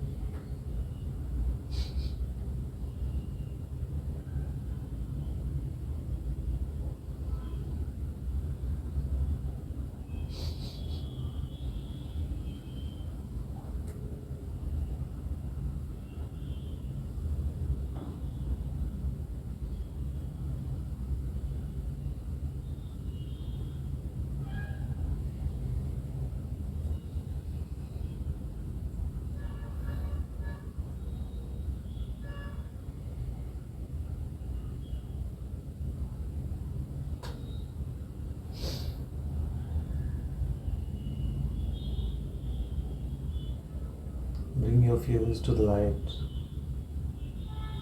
and allow the light to transcend them.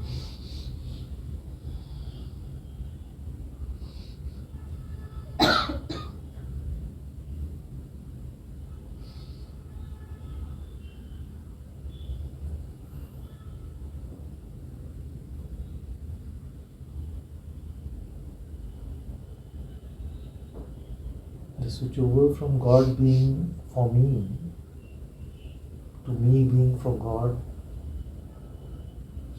may seem very simple as far as words are concerned. Yeah, my life is for God only. But If you truly start to look, you notice all your doubts and buts.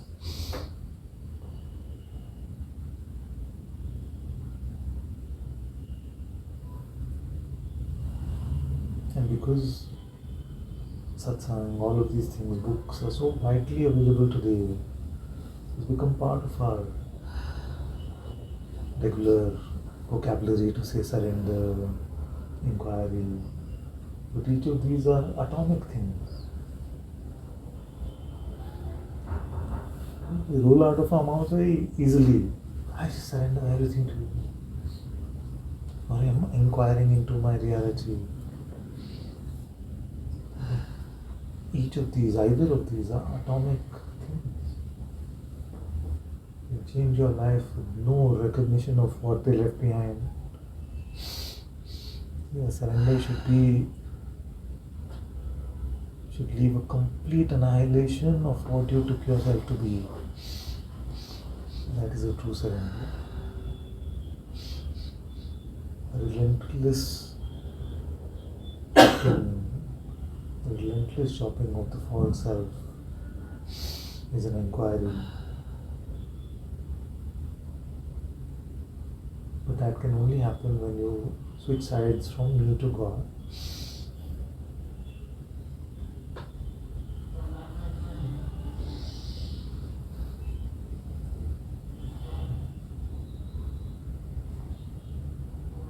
Otherwise, all that Advaita will leave you with is good excuses for continuing to defend your ego.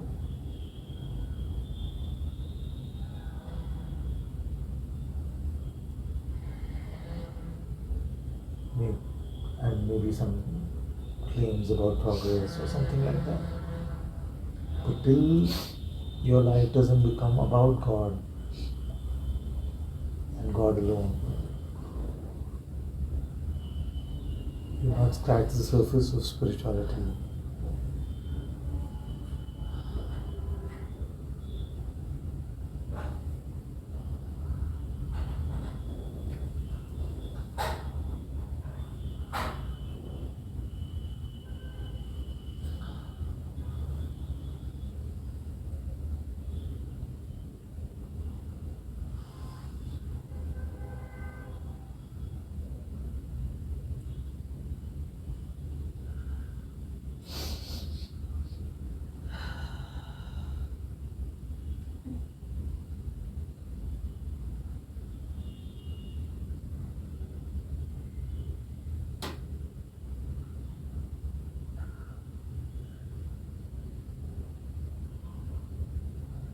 Empty of individual will, dive into the vast openness.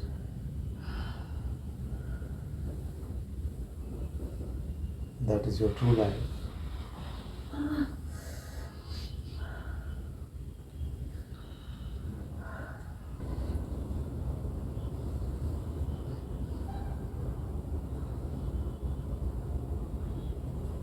Because the ego shadow seems familiar.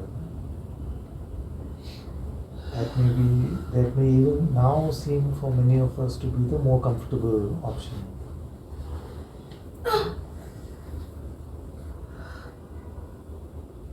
Don't fall for that. Take a risk. Go full on. Dive into God fully. You know this story of Plato's cave? I don't know if you heard it.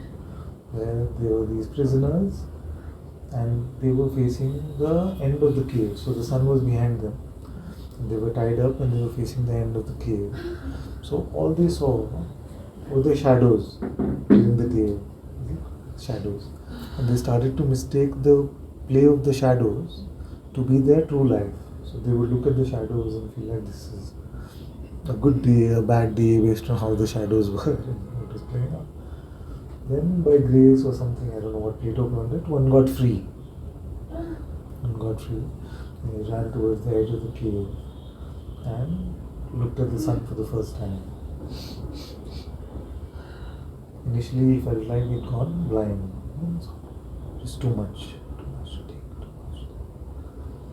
But slowly the new way of life started to settle. He realized that this is the true light. I've been living in shadows. Living in shadows, this is the true light. But initially the light of the sun itself seemed to burn him. It seemed like it is too much. Then what happened is that, I'll make a paraphrase version of this, which is that he ran back because he felt compassion for his brothers and sisters in the cave. So he ran back to the cave and said, come, I'm going to take you to the sun and that's a true light. But they all attacked him because they said, do you want to change our way of life? This is what the world is, you're deluded. Maybe Maya has you or the devil has you. They didn't listen. So I say, many versions of the ending of this, some even say that they killed him. In some version they killed him. In some version they took a long time to listen to him. All the variations are possible. But I feel like it's a beautiful metaphor of living under the ego shadow and then switching over to God's light.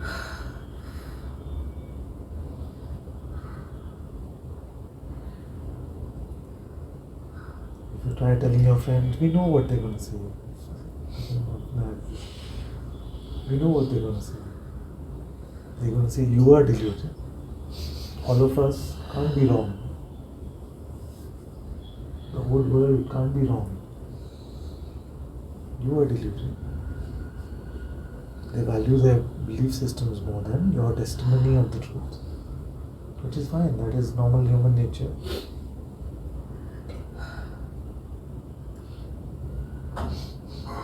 And yet you have to,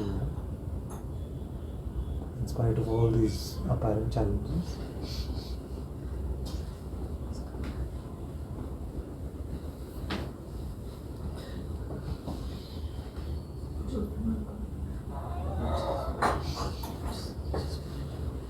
you have to live in God's light. Even if you were 1 in 7 billion, even if the Sangha was not there, Guru was not there, nobody, you were 1 of 7 billion, but you found this truth, this light in your heart.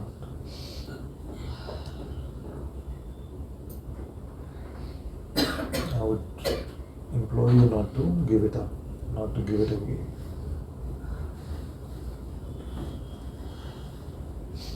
Because this is God's light, this is God's life, which we are blessed to participate in.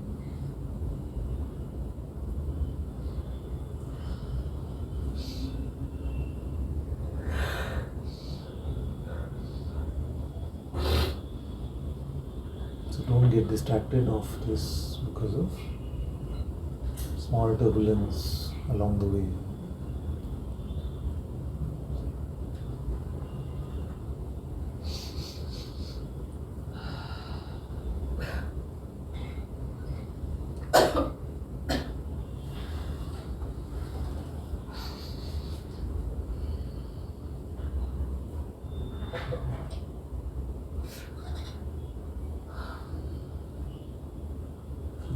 The attempt here is to make it alive for all of you.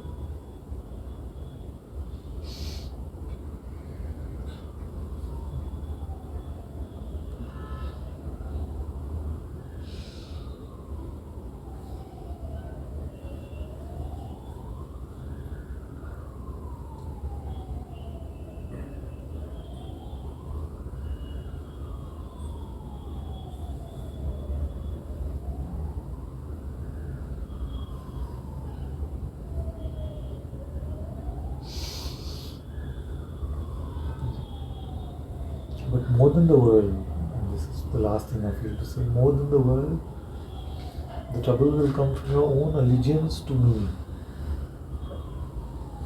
Your own allegiance to the me. Your expectations from me, the notion of the ego,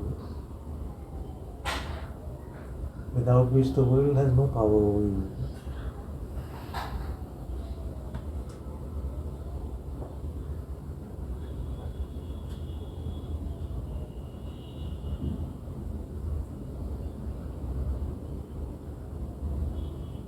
if you're surrendered in God's light, then whether you're a beggar on the street or the kings of all the universes,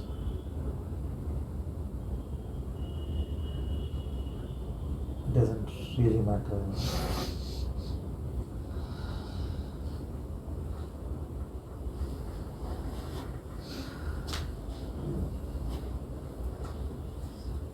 So don't value that which is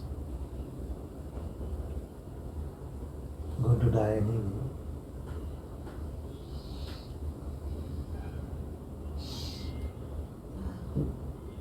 Value your deathless life, your deathless light.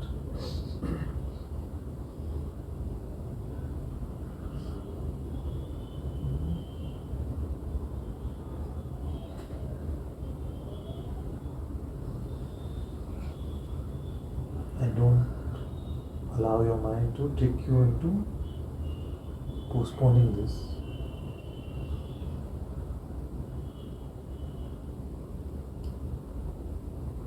Switch over your life immediately, because there is no time. There is no telling what tempting thought will come your way tomorrow, which will sound so convincing that you may spend lifetimes on it. And not an instant without the light of presence is now worth it.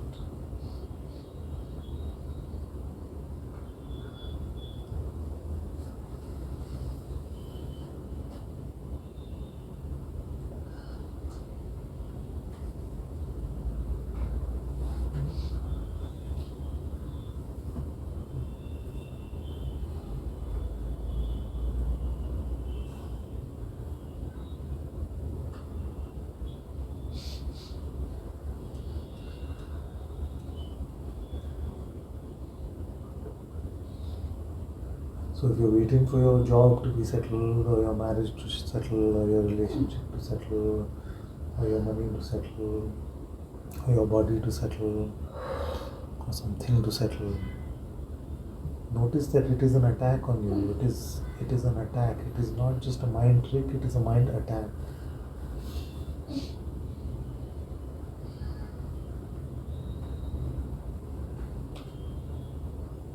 Don't be so kind to being attacked by the mind. Switch allegiance to God immediately. Yes, fear will come. Apprehension will come.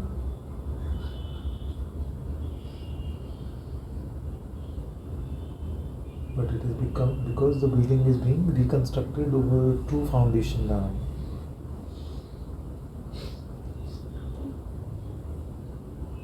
Don't postpone that.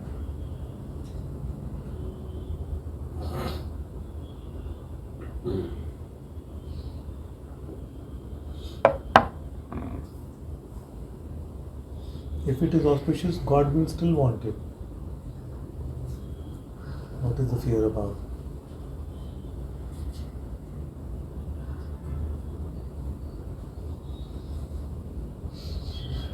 And if you don't say God, the Supreme Intelligence, the creator of this universe, whatever power you want to call it, Brahman itself,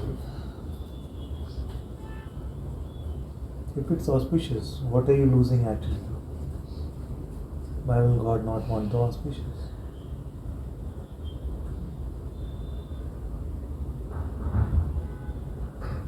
So the sacrifice is actually more fearful in our minds, but I can't guarantee that. I want to take the fire away.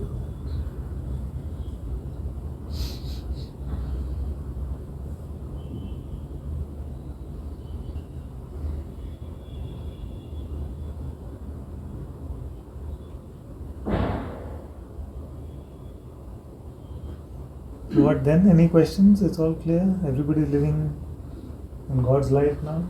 Forever and ever? Eternal life? Yeah?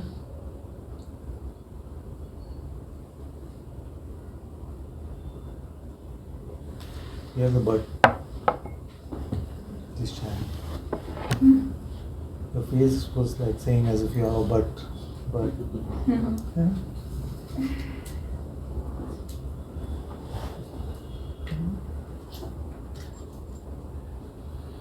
You can see the hypnosis of the mind versus the fragrance of the heart.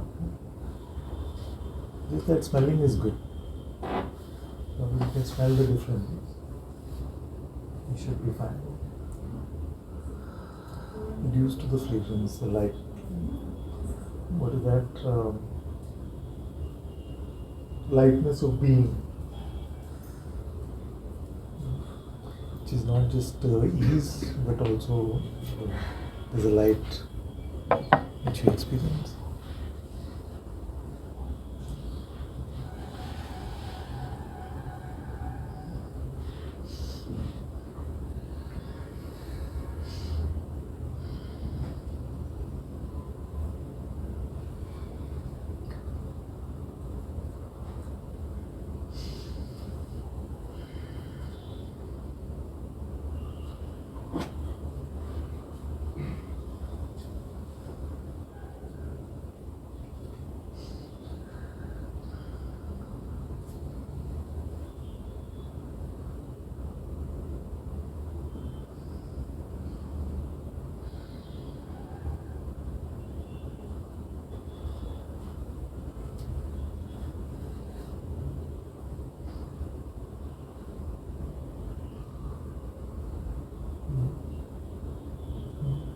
Everybody's become very quiet. They started just question. Kicking all the questions away. Huh? Kick them all? Kicking them away. Became quiet in your life. Became quiet.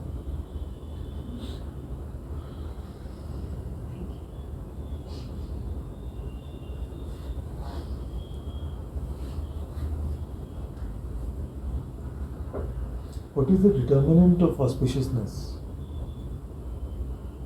Huh? You didn't plan it. You can't predict it, you didn't plan it. Oh, yeah, but what determines it, whether it's something was auspicious or not? Lightness of Silence. being. For the benefit. Lightness of being. The only determinant is our intuition, is our heart. We can't really say, like I was saying, we can't say good, bad. We don't know in our heads.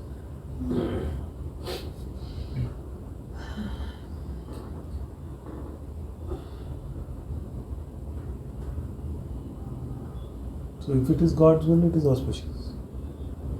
If it is my individual will, independent of what the seeming outcome may be, because we don't really know.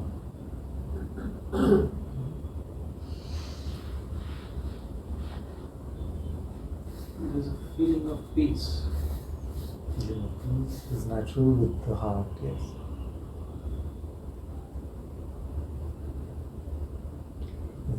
But our nose should be strong enough to distinguish between this natural rest and peace in the heart and the seeming peace or seeming contentment which is momentary after desire fulfillment. You get a momentary sense of relief because the desire has just knot you up so much. For a moment you just feel like there's peace. So never mistake that for contentment.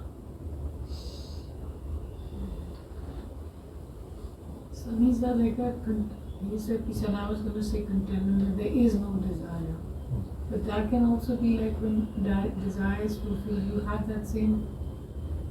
You know, when you say make a distinction.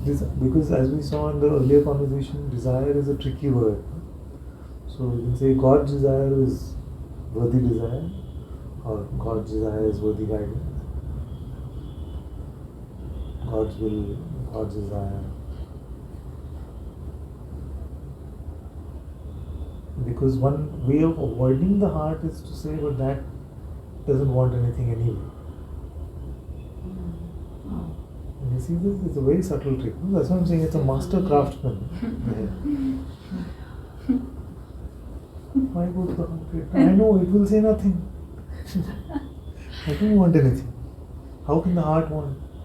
Is he? But we can't presume even that. Whereas I want all my children to be open and empty. So the mental desire could be at this moment.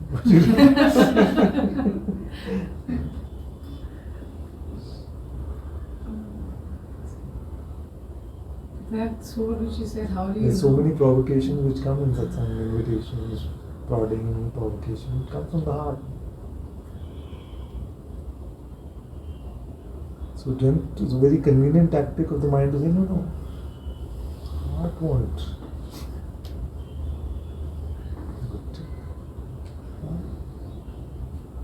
But you mentioned that you should be able to distinguish between the contentment that you get when the desire gets fulfilled or when something auspicious. Yeah. How So the causeless contentment is the heart. It doesn't need a reason to be happy.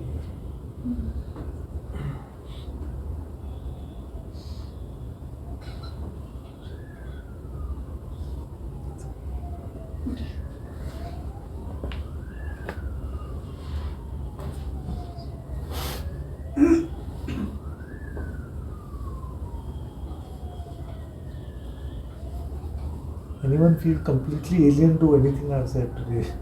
Just point it out because I'm here for this.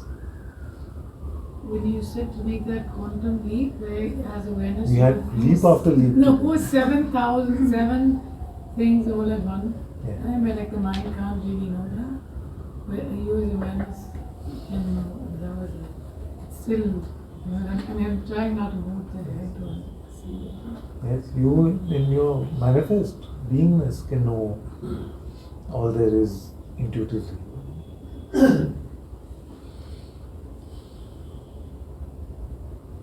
Now only if you could use it personally. You can't. In that context, I was watching The Chosen. Yes. I only got to episode 4 or 5 where Simon is upset and he's fishing and he can't get fish. Yes. And in the morning he meets Christ and he's announcing his lack of faith because he's not getting what he wants in his regular life, and then the fish appear. Yeah. And that confused me a lot, given what you were talking that week. And also, I think in the last online satsang where this lady was agitated that God doesn't care for me. And you said, yeah, God is not interested that much in you. You have to be. So I'm sure there's a good answer to it, but I didn't get clarity in that episode. It's like, what is going on over here? Like Jesus is showing him that his lack of faith is being rewarded through getting fish, which is counter to what we've been hearing. So, I don't know. Yes, I don't know what the answer is, but a few things I've said about this. One is that to follow because of you have a rational reason to follow, or to follow because you've seen something miraculous, is not that big a deal. And it's nice, it's very sweet. And maybe it was appropriate for the time in which it happened or whatever, that's okay. But I'm saying that for me true faith is just because you can hear the heart calling. Now, in another aspect of this play where there are different set of people involved, maybe to get people to shift out of just the head to listen to their heart, may need something astounding to happen in front of them. And but here already all of you are here without my head exploding or anything happening like that. So that is very touching faith. Who can tell, tomorrow my head may explode and more people may come or not. Who knows?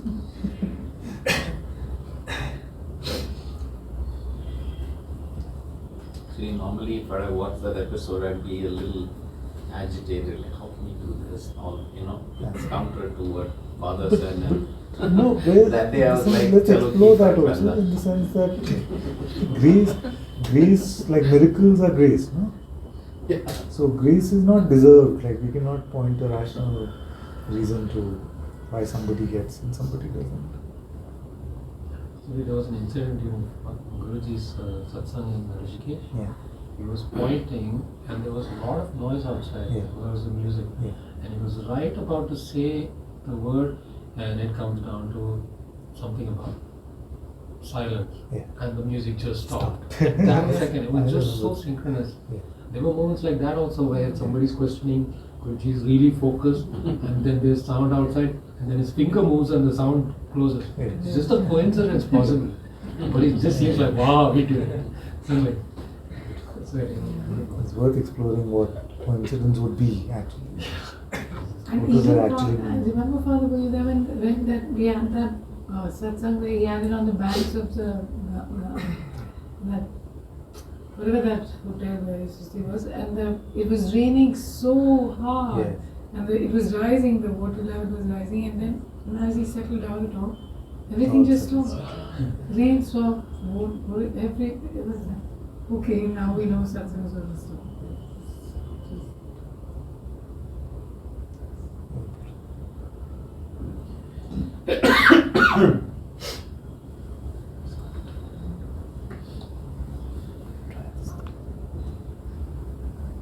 Because he lives in harmony with God.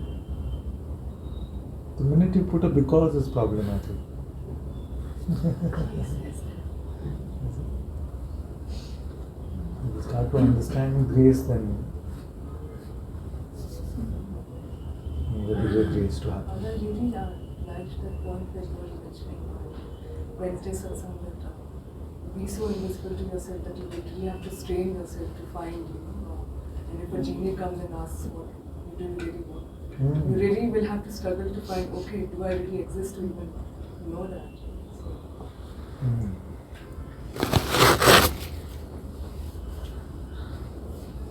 Be so invisible to yourself. yeah, just be so invisible to yourself that you can't even, like, it's like you're really straining yourself to even find out.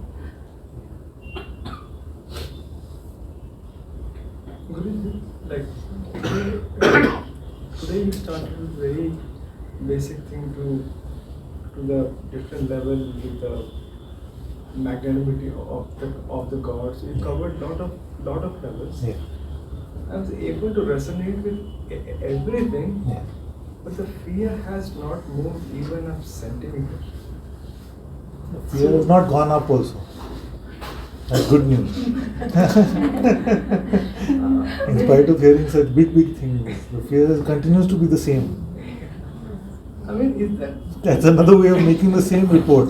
It has to increase, you're saying, Ananta-ji. It has to increase. No, I'm saying that the reports sound negative. But I'm saying there's another way to look at it. I mean, is there nothing that we can do? It's all about. How is it grace. bothering you? You seem fine. I mean, I should be able to switch now, but I'm not able to do it. I mean, is there a grace which has to come to do it, or Okay, what is telling you you've not done it? the Don't fear do is that. there. The Exactly. fear is there. Be slower. Where will you go for truths? Heart, yes. Where did that answer come from? That was from the mind. Okay. So again now, where will you go for truth?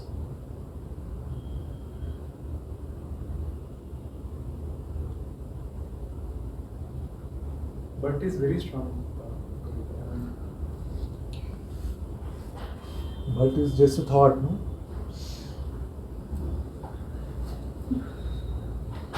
How strong can a thought be?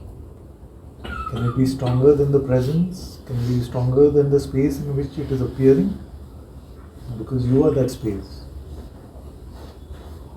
How can anything, no matter how big it is, overwhelm the space in this room? It cannot. Can it?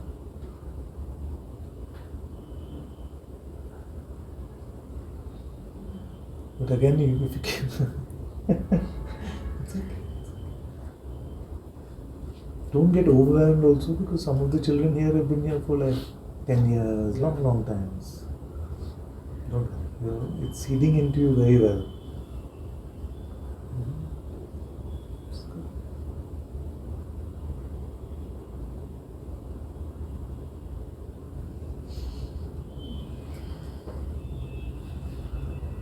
The mind's commentary about the mind, it starts after satsang. so that you have to keep throwing away. Because that then becomes the checker guy, which is my arch nemesis. Often I say. Before coming to satsang, the mind never used to comment on the mind. And the mind is like that sometimes, but mostly obsessed. Checker guy is very dangerous. Huh? Checker guy is very dangerous. Yeah, because it uses all the weapons that the master uses in satsang to oppress you. Yeah. And I'm trying to use them for your freedom. You see, because it is words, they can be turned another way. That's why my attempt is first to drop you in the heart, quickly, before conversations become intellectual and all that. First, heart. Then from there it can all flow.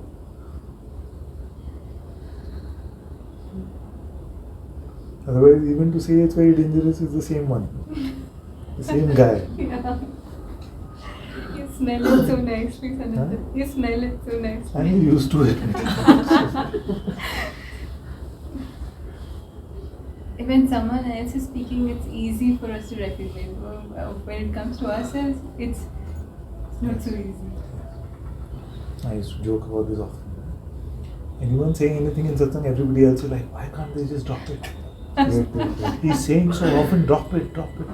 They can't just drop it. Why can't they drop it?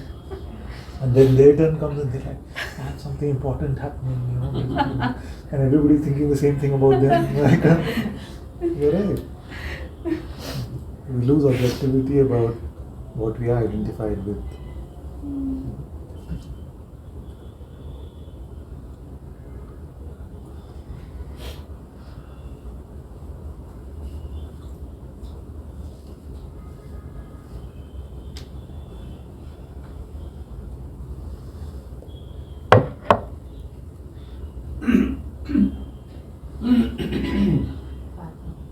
Saying something about coincidence.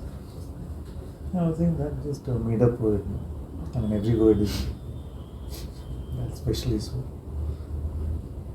And I used to take a big axe to all these words, because sometimes these words just coincidence.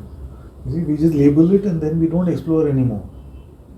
Like the unlimited is saying hello. The unfathomable says hello in those moments. You see, God is saying hello.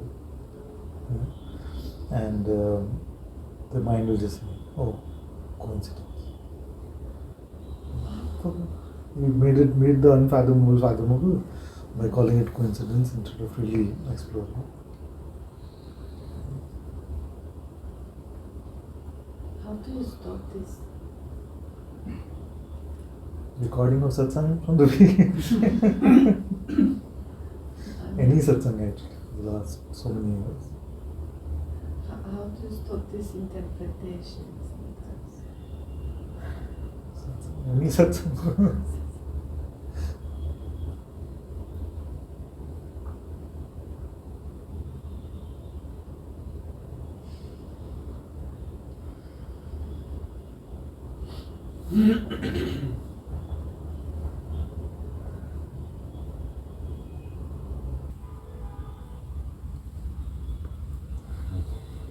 I have a question. This is regarding this Ishta Devata. This one is the champion of these things. Yes. So my question is, after coming to the spiritual aspect of seeking God, right? I consciously try to avoid all any murti or any rituals. Okay. So even as the simplest thing as like Ganesha, I completely avoided it. Maybe trying to put that as a new box for me, right?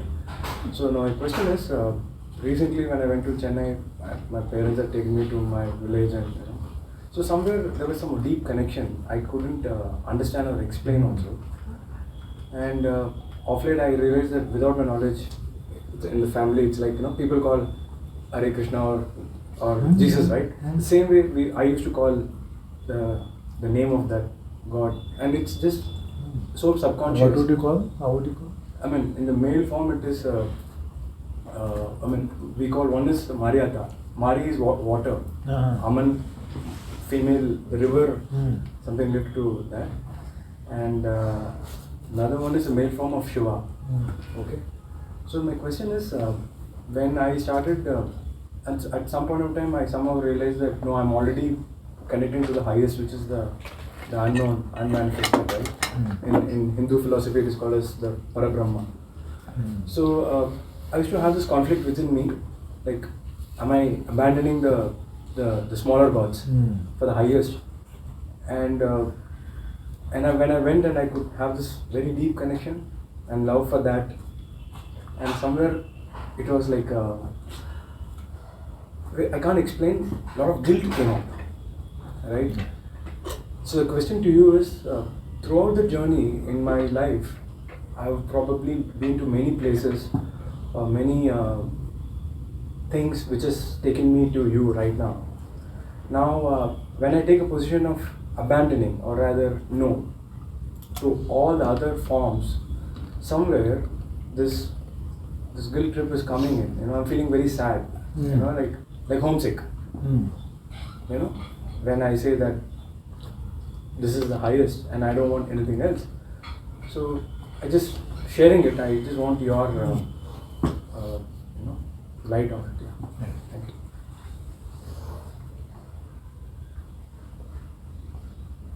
This is exactly the theme of Satsang today.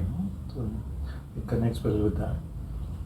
Like there's no, like with most things, and especially things like this when it relates to devotion and things, there's no conceptual template we can make out of it. So when you took a position, you realize, the way you're saying it, clearly you took a mental position, right? Saying no, highest, lowest, all this stuff. So be empty of those positions and follow your heart. So if you feel drawn to it in your heart naturally, let it happen. In fact, if you feel drawn to it in your heart naturally, unwaveringly follow that. But if you feel like, no, it's fine, it's fine. Then there's no room for guilt because you have outsourced the decision to God. You see? But the mind is very absolutist, no? It says, no, like that. The heart is usually just soft. It's, nothing is so serious usually. It's just beautiful.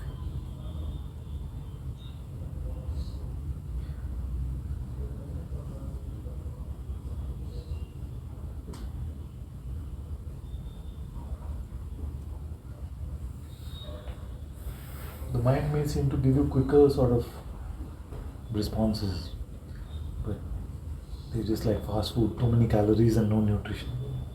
So don't follow that.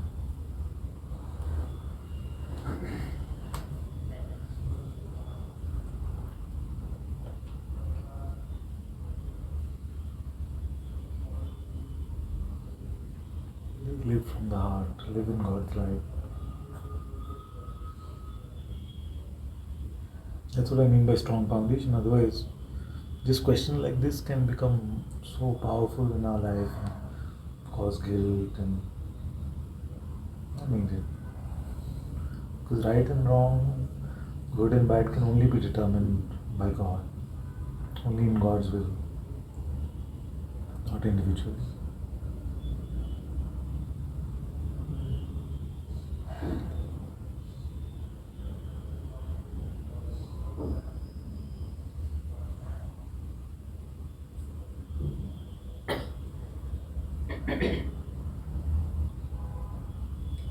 And there was also a very strong spiritual ego which started building in me when I said that no, I don't do all of this. When I took that stand, right, it was very strong because you are probably reporting to the maker and that whatever the acquired knowledge says, these are demigods, right? So somehow, when I went and this love, right, it was very intense, and I couldn't understand or explain. It was very disturbing also for me, that when you have so much of love, which is just resonating. The disturbance is only a thought. So don't try to think about that which we cannot understand. And you already see that you can't understand it. So why think about it? It's just fruitless. It's not fruitless actually. It's like it's got fruits, but they are terrible fruits. If it was fruitless also it'd be okay. But the stress is a fruit, the guilt is a fruit. It's not fruitless.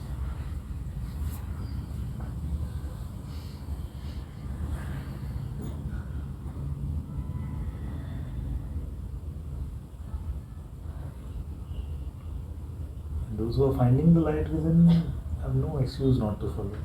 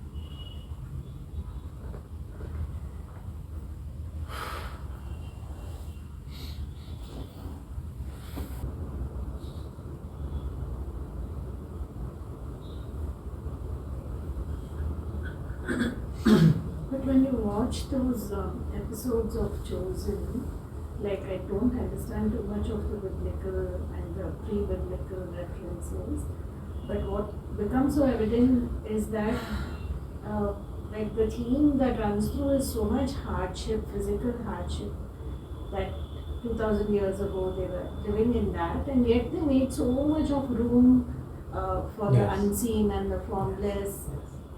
And it seems like it's a lot of superstition, but there's so much space for the unseen. In fact, their life revolves around it. Yeah. In spite of all the hardship, poverty, everything, it is not, at least from what they're showing. When they eat, when they drink, when they sleep, they get married, whatever they do, they are inviting the formless. As opposed to that, the world we live in, like everything is so superficially defined by the mind that there isn't even a tiny fraction of a space for the formless, unless you come to Satsang. Exactly, the whole project seems to be the reverse of the way to create a life in a society where it leaves no room to the unknown. Define everything. So why would we do that? No, I mean, and we call it progress. Exactly. No, it's definitely regress.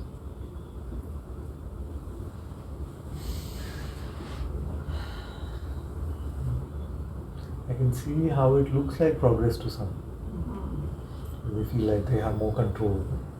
So, in a way, even science is an attempt at control. So, I can see how it may look like that to some.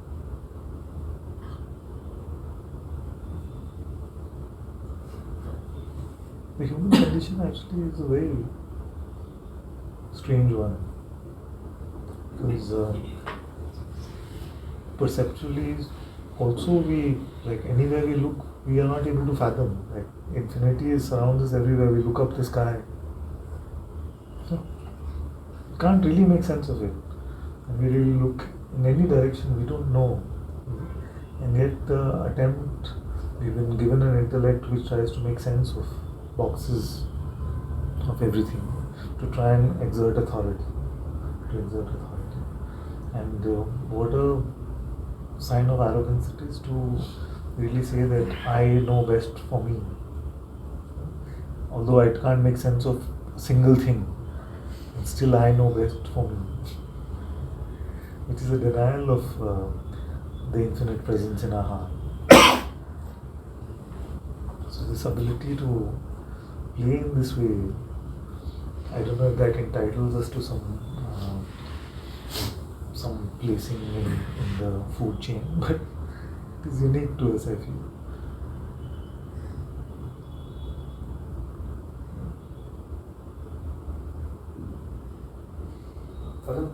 For a thought to have a meaning, you need to have a box, right?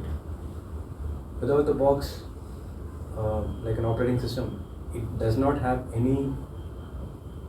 Yeah, you need to have a box of at least yes and no, yes or no. Something, yeah.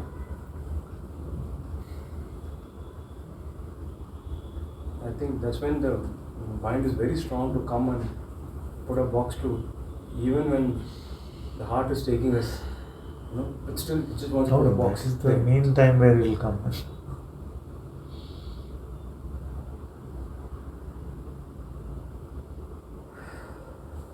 So one of the greatest things about having a living master is the experiencing the possibility of it in your life. Otherwise, in books, the masters are too far beyond reach to be able to say, this is possible for me. You see a regular guy like this, it's possible. That's very helpful.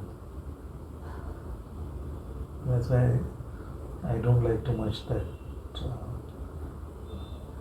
where the masters then become unapproachable and then they seem like it's too much special lighting and things like that. So then everybody feels like, oh, they're beyond us. But actually the whole message is that it is possible to meet God universally in everybody's heart. That's what every master is actually trying to say. But once you see someone and you just feel like, oh, okay, now that only he can do. And that is the contra to the message that I'm trying to give.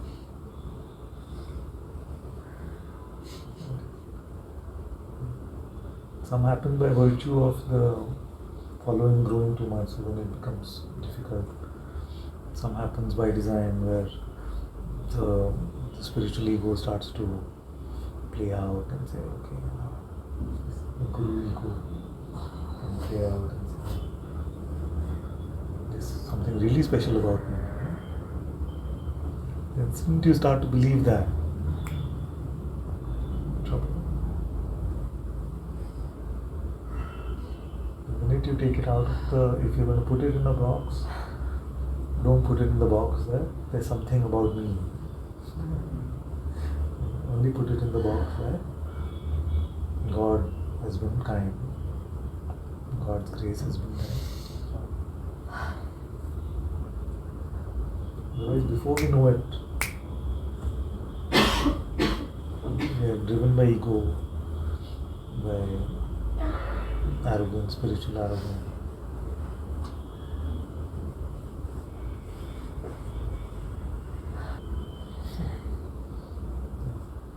So many are really moving towards God's light, not catering to the ego by following.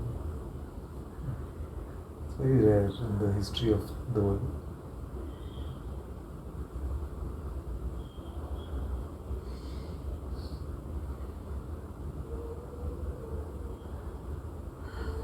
And yet, of course, at the same time, the blessing is that may everyone follow.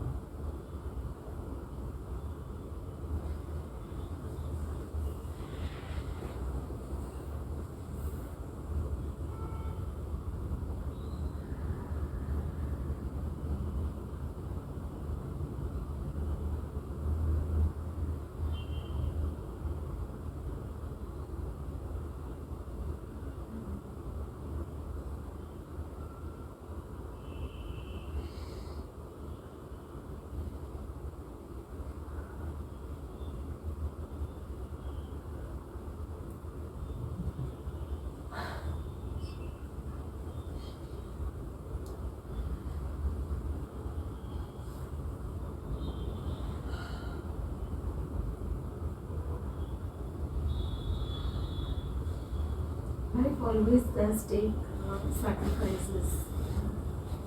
It's just that either we can consciously do it or it can unconsciously do it.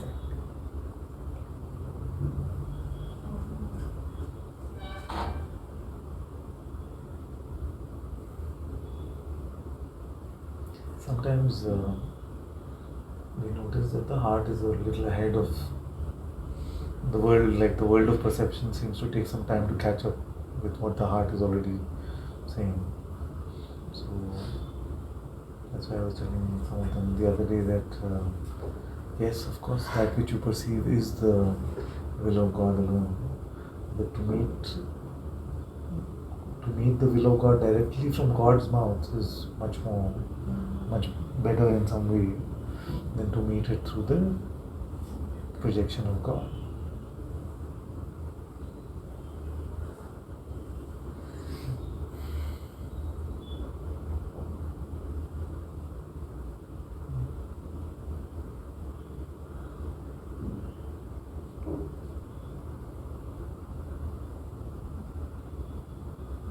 The human mind is a very tiny thing.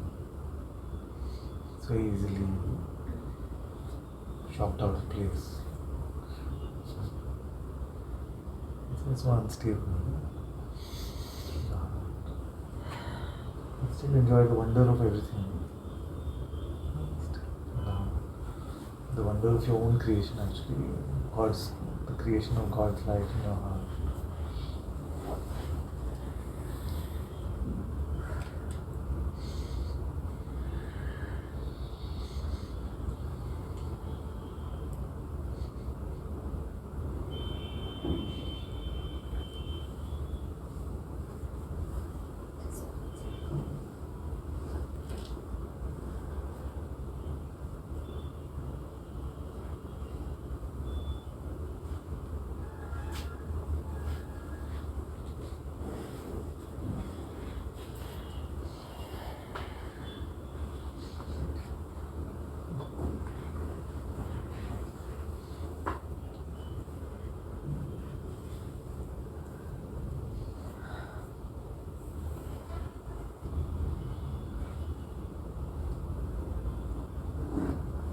The difference in the quality of life in God's presence and the head is so infinitely different. Yeah. So I just feel like anyone with this power should really get them to this. Because, like I won't wish the mind of the life of mental oppression to anyone. But over the years I've been very sheepish even in my own family and things, not like quote unquote forcing them. Now every day I'm sending some messages, every day something. Stop getting any likes. It's all you They're could still do. sending. Because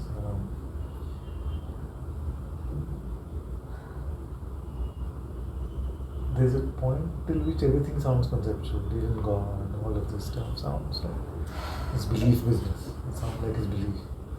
There comes a point where you're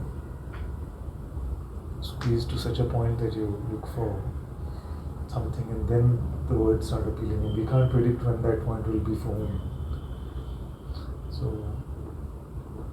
I'm learning to accept that the presence of love is when there is a turning towards God, and that I'm also willing to accept hate in response to my love. So if I push my brother the wrong way and just like tell him and he gets angry and you keep it to yourself or something,